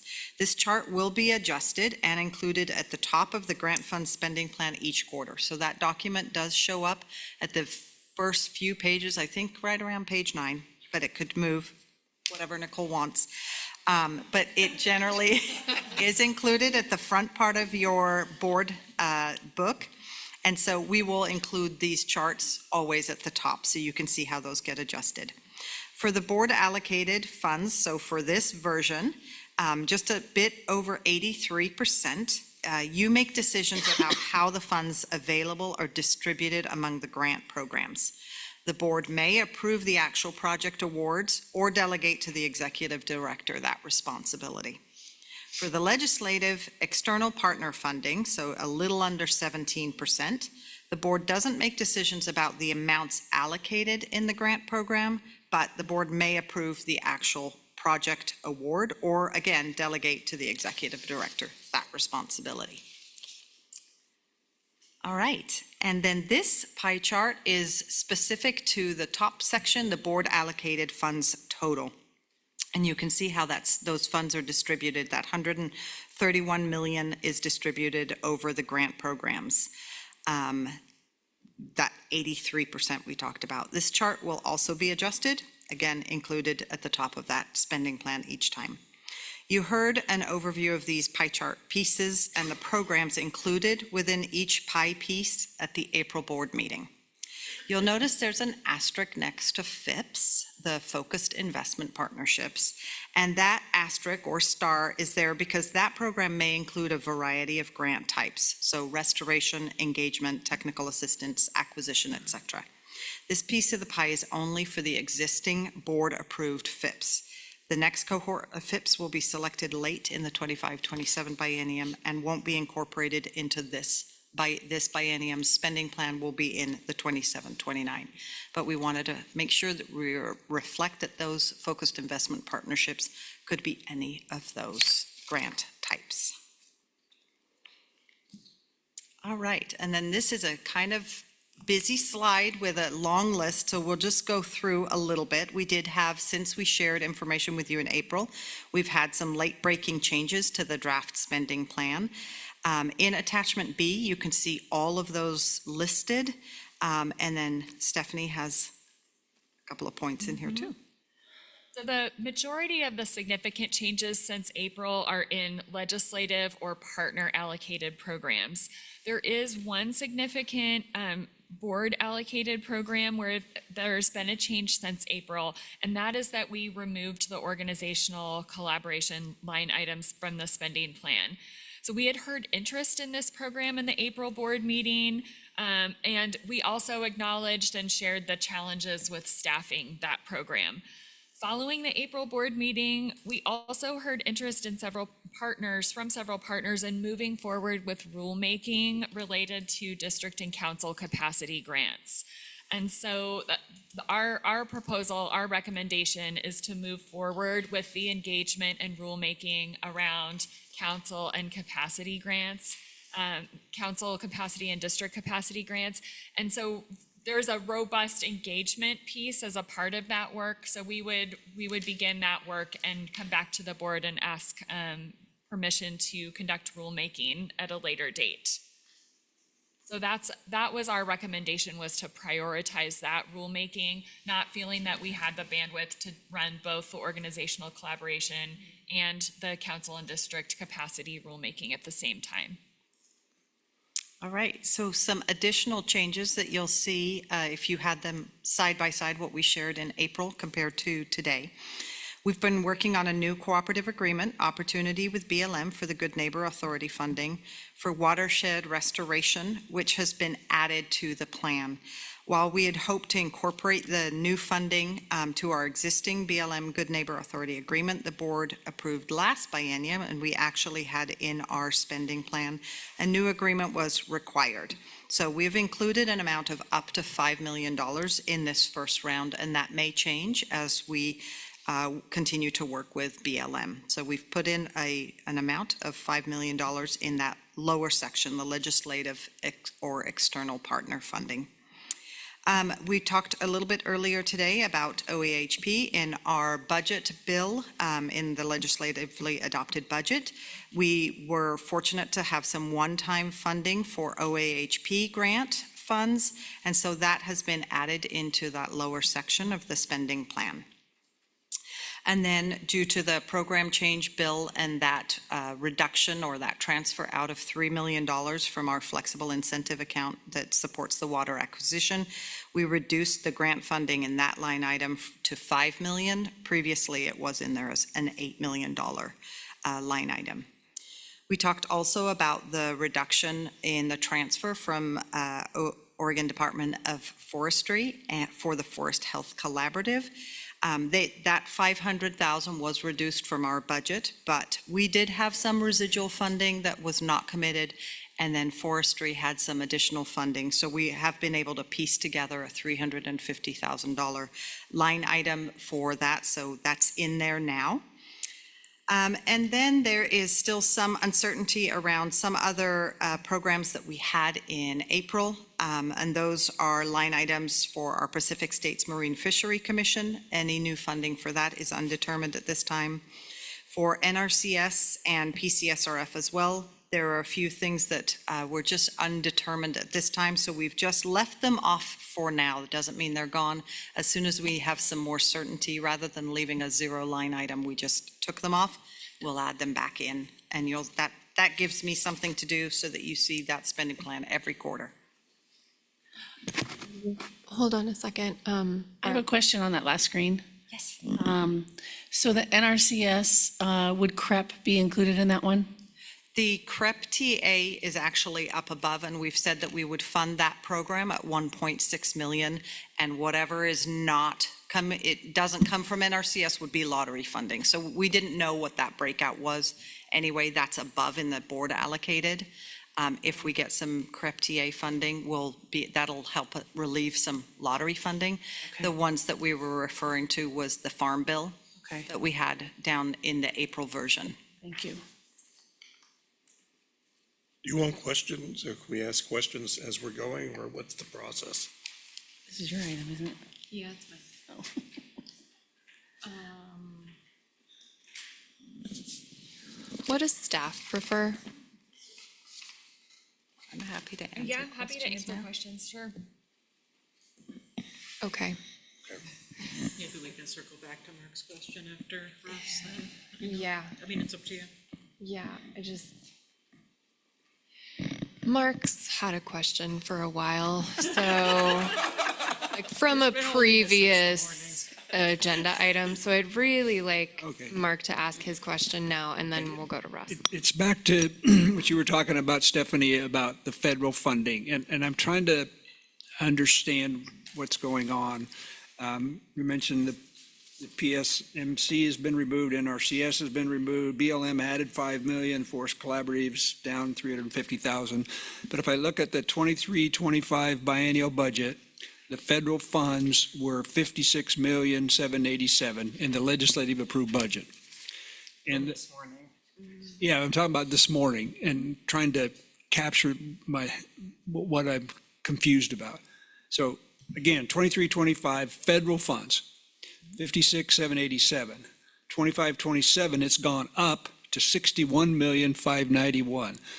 Everything I've been hearing is federal funding's going away, lack of federal funding in this program, and we just talked about a couple here. So I heard you say, Stephanie, that there's 12 million carryover of federal funds. So is that where this 61 million comes from? Because or are we just anticipating this is what we're going to receive, knowing full well that what I'm hearing is pretty scary about federal funding that's going to come to OWEB? So help me understand it. Okay, so I will try. What we see in our budget here is not absolutely committed funding that we know comes in from the federal. It is our spending authority. Right, it's our spending authority. And so when we built our agency request budget, most of the landscape in federal funding wasn't as tumultuous as it is now.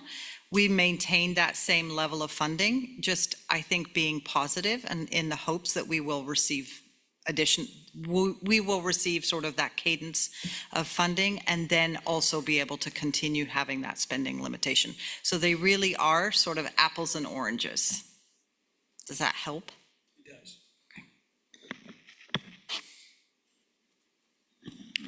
Okay, Russ is next, and then I see Bruce. Okay. this is very, very helpful for a newer board member. Just understanding the nuances behind this is really, really informative. Could you go back to the last slide?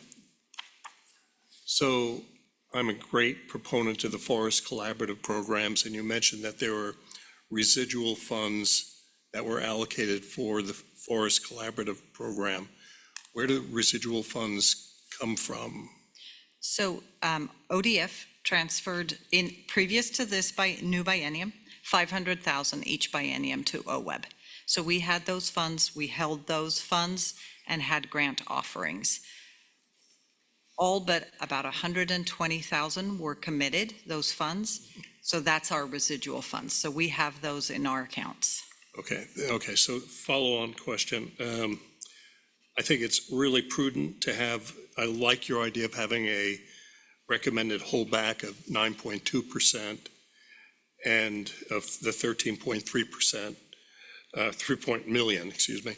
I'm curious what the holdback is for the previous budget, spending plan, I should say, and where does the decision placed or made to spend the residual from the previous budget, or does that carry forward? It essentially carries forward. It's sort of a clean slate. What we did in the past, previous biennium, we tried to have around 7.5%. Because we knew of the uncertainty of federal funding, we increased that to maybe closer to 10%. What that enabled us to do was at the end, well, it wasn't the end of the biennium, but it was mid-biennium, we were able to say we needed a rapid wildfire response. So we were able to draw funds from that and allocate that, add that to our spending plan. And that would be the intention here. As things come up, we're able to tap into them if we receive the money. So if we get all of the funding that we're anticipating, then we'll be able to revisit and determine what needs to happen in the July 26 rebalance of our spending plan. Okay, thank you. Seems so far away. This is really helpful, appreciate it. And I'm going to jump in really quick because in the packet that Nicole handed out, there's a summary of changes recommended from draft 25-27 spending plan presented in April 25. And that's actually really helpful in clarifying what some of these changes are that we're seeing up here and where they're coming from. So Russ, for the forest collaboratives, it's actually funding from ODF. It's not residual funding that was OWEB dollars. It's money from ODF. Yeah, so I just wanted to point that out for folks because I found that very helpful when I was looking at the budget. Bruce, I believe you were next. In the packet that was handed out, I like the line or the column with grant award mechanism. I was a little curious, is this the mechanism is the last entity that approves the check being cut? Because I believe the board does approve, awards FIP, overall FIP, but Sarah awards the individual, write-off for those. So some of these are hybrid approvals, are grant award mechanisms. She wouldn't be able to do that without a board approval. So I don't know how, it might be better to clean that one up. Oh, I see what you're saying, Bruce. I think you're specifically talking about the FIPS. And I think the reason these show up as delegated is because the board has already chosen the partnerships. And so now when a restoration application comes into OWEB, the authority to award that individual grant is delegated to Executive Director O'Brien. So that's why they show up that way, if that makes sense. And I'll say that we included this in this column in April and again today. This is generally not a column that is included because it will get really busy as we add in additional columns. But it really is information for the board to know. That's the award mechanism, FIP being a little slightly different, as Stephanie shared. And then also the fund source. Those two columns will be hidden after this meeting. Does that work? Jamie. And thank you, Russ, for asking about the why, the number on the unallocated. I think you essentially answered that because the 9.2 falls within that, the description you provided previously. I just want to make sure I understood when you're talking about the rulemaking process for council capacity grants.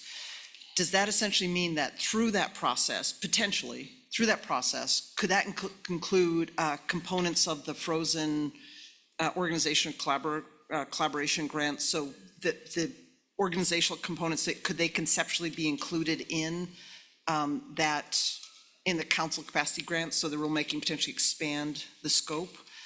Or also address that issue of eligibility, non-eligibility?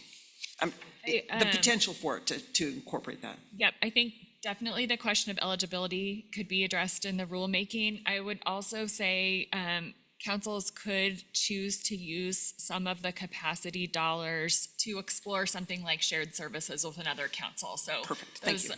That is an example of how they could use those funds. Helpful, thank you. Okay. Steph and Miriam, go ahead. All right, okay, great. Thank you. So this slide summarizes the 2025 to 2027 policies that are in attachment C in the packet that was passed out that goes with the spending plan. And rather than establishing some of these policies and rule, we've incorporated them into the spending plan policy documents. And so depending on the policy listed here, they reflect some longstanding policies in some cases, for example, regarding unexpended funds. They support the rollout of the new small grant program rules, and then they fulfill the statutory requirements of requiring some level of match, but they also help keep match low in the programs listed on this table to help support program accessibility.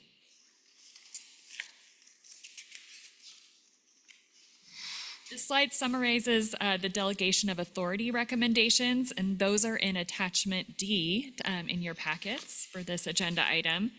So generally, when do we recommend that the board delegate its authority to award grants? I think you heard a little bit about this earlier today, but generally we've done this for programs where either OWEB administers the program in partnership with another entity, such as the Oregon Department of Agriculture. We do this in programs where applications come in on a rolling basis and there's a desire to get those grants awarded as soon as possible. We've done it in programs that are non-competitive. So each grantee might be eligible for an allocation, or as another example, the application comes in from a grantee that's part of a focused investment partnership that was already selected by the board. We've moved 3 programs that are now competitive over to board awarded for the 25 to 27 biennium, and I will show those here. The first 2, we expect those to be competitive this biennium. We expect there to be more applications than there will be funding available. And then for the third one there, quantifying conservation outputs and outcomes, there's a lot of board energy and enthusiasm and engagement around this item. And we thought it would be good to bring those grants to the board to make the award decision this biennium.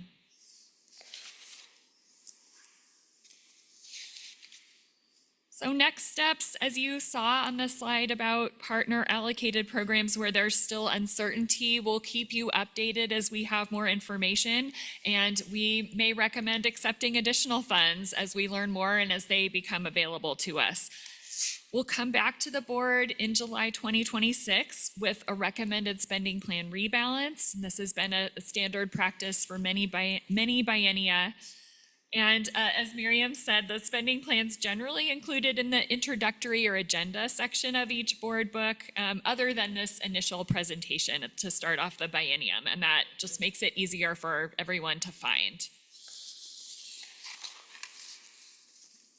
So to wrap up, we'd like to present 4 recommendations for the board's consideration. Adopting the spending plan as included in attachment A, accepting funds from the Bureau of Land Management Good Neighbor Authority award of up to $5 million, approving the policies described in attachment C, and approving delegation of authority to award grants to the executive director as included in attachment D.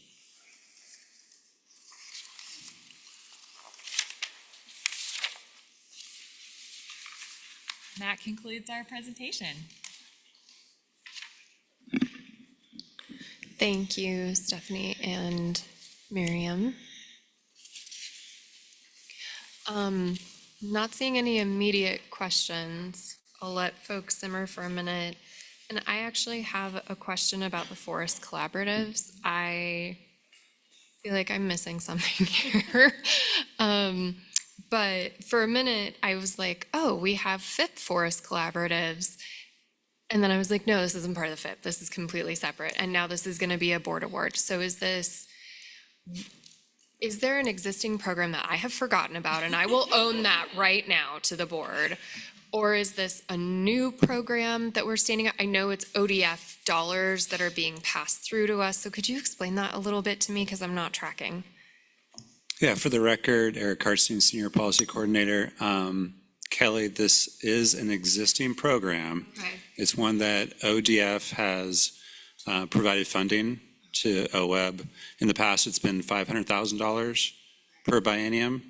And this time, as Miriam noted, we have some leftover funding. ODF has not $500,000. They have about $250,000 to provide. That will make for a $350,000 grant program. And since it's now reduced to $150,000, we know it's going to be really competitive with those forest collaboratives. So we want to bring that before the board. Thank you.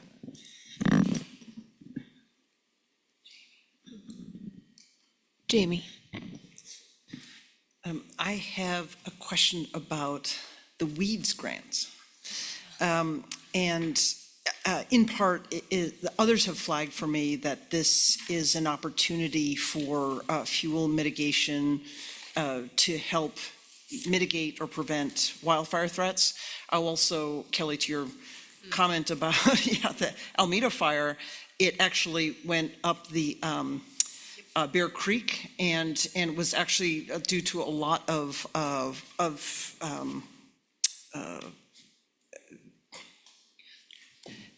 Old growth blackberries in the blackberries, riparian thank area. you. I was like, blackberries, that actually was the fuel source, thank you. And it ended up, it was devastating to part of the state, and people lost homes, and it was incredibly led to trauma that exists today. So weed grants are usually seen as not the sexiest thing that we do, but are really critical in that component and that opportunity, again, to mitigate future risks. So I'm wondering if staff might be able to reflect on whether, I don't have a problem with delegating them per se, but I wanted to think through, are we investing enough in this opportunity to mitigate wildfire? There's that piece as a question. And then in terms of the delegation of authority, I really appreciate in the past that Sarah's elevated and said, hey, there's a lot of authority that's delegated to me, and I want to daylight and I want people to be aware. So if this delegation does go through, just a reflection, to get a sense from you, how we would see on a regular basis, how we get back this information, not just as a board, but the public. But the first was really the weeds question. Yeah. Sure, I'll just reflect on the overall level of funding that OWEB provides for weed control. One pathway for that is the weed grants line item in the spending plan, but I'll also note that a lot of other grant programs that we have also support control of invasive weeds. And I think I pulled the statistics to talk to the weed board a few months ago. If I recall correctly, in 2024, OWEB grants provided $14 million in funding altogether for noxious weed control. And that was through restoration projects as part of FIPS, open solicitation restoration projects, small grant projects. So lots of different projects providing noxious weed control benefits because that is such an integral part of ensuring watershed health. So I think that was the first Does that answer your question, Jamie? In large part, thank you. But I guess it's also, is there an opportunity here, and this might happen through delegation, to explore with some of our partners, both our conservation partners, but also some of our fire safety partners, to say, are there more resources needed? And might this also be an opportunity for us to actually target some areas to help address and be part of the mitigation of wildfire, and help wildfire be an appropriate landscape management tool, as we're learning more about that as a tool, but at the same time also mitigate unnecessary wildfire. Yeah, Stephanie, do you want to reflect any further on that, or do you want me to? Go ahead, Sarah. I would say, Jamie, I guess I would say the weed board specific grants and the restoration grants are equally flexible in that way, right? And so a significant portion of those weed grants is not going to flammable stuff. It's going to aquatic species, it's going to whatever. So there's a lot. And I would say those tend to be fairly competitive projects in restoration grant making. So if you increase to the weed grants, you would probably take it away from restoration. Either one of those could be used to support those, more fire influencing invasives removals. And I think we would have to maybe connect with our partners at ODA and the Weed Board. I spoke recently with the Oregon Invasive Species Council, who did a tour that they invited us to. If one of those would be a preferable route, we can certainly do a little research on that with ODA and see what they would recommend. Sure.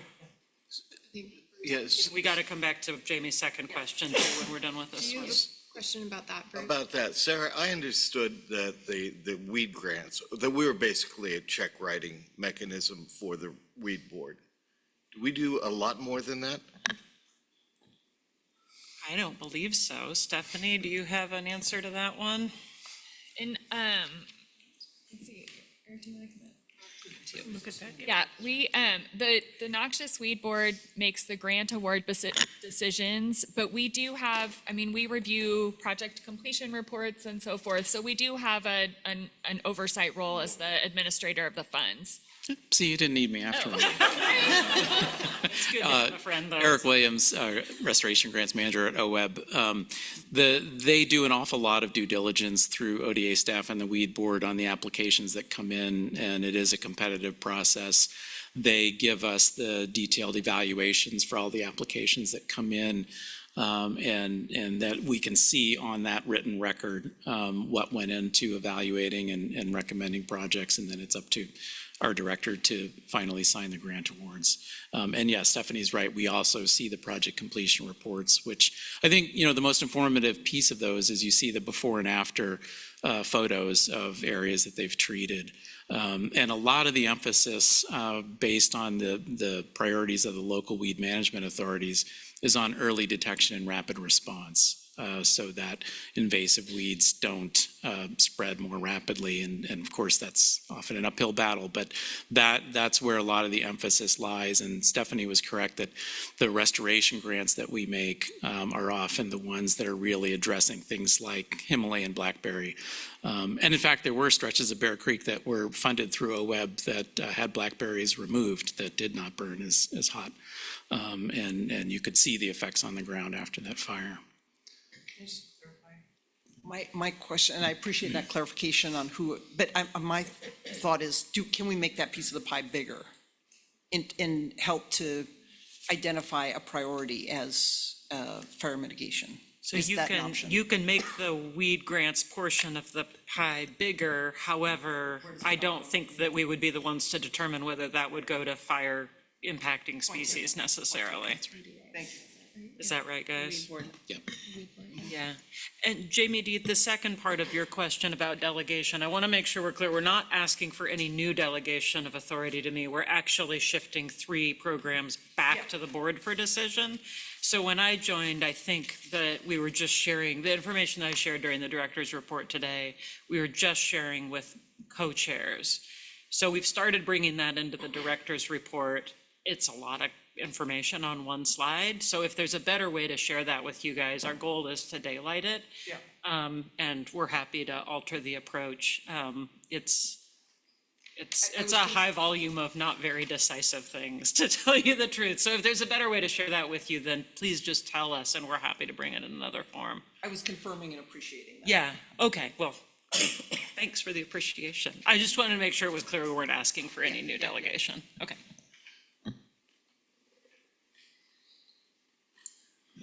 Russ. So to Jamie's point about invasive species, getting perhaps an update from ODA about the status of invasive species. I do know that in the update of the state conservation strategy, that they also were looking at invasive species, but for all of us to understand comprehensively what is happening from the other state agencies, let alone our federal partners. I mean, we're talking about a lot of money that is being spent outside of OWEB to be able to address the invasive species issues in the state of Oregon. Aquatic is very, very significant. Fire, cheatgrass issues, very dominant. It also, it goes to regional related issues beyond the state of Oregon and collaboration there. So I think, we could be informed by others to help this conversation along into the future. Have we had a talk recently? It's certainly something we can look into. I think that folks would be pretty interested in convening and sharing experience there. We can follow up.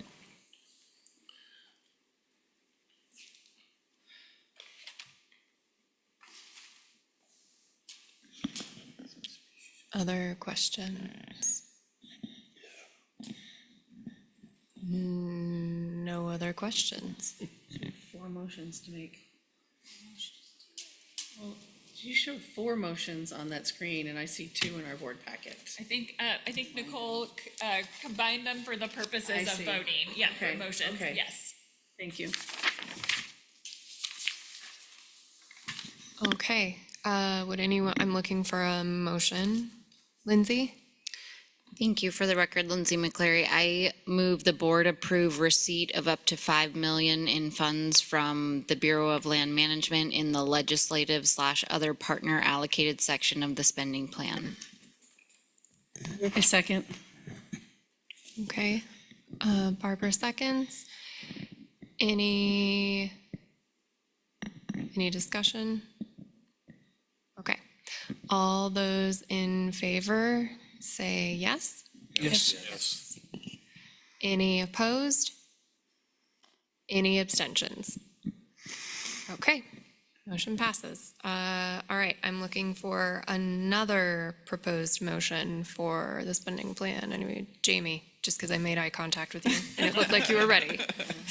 Know when to look away. I move the board approve the spending plan line items in the recommended 2025, 2027 column of attachment A and approve the tables in attachment C and D regarding spending plan policy decisions and delegation of authority for the spending plan with appreciation for those who prepared it.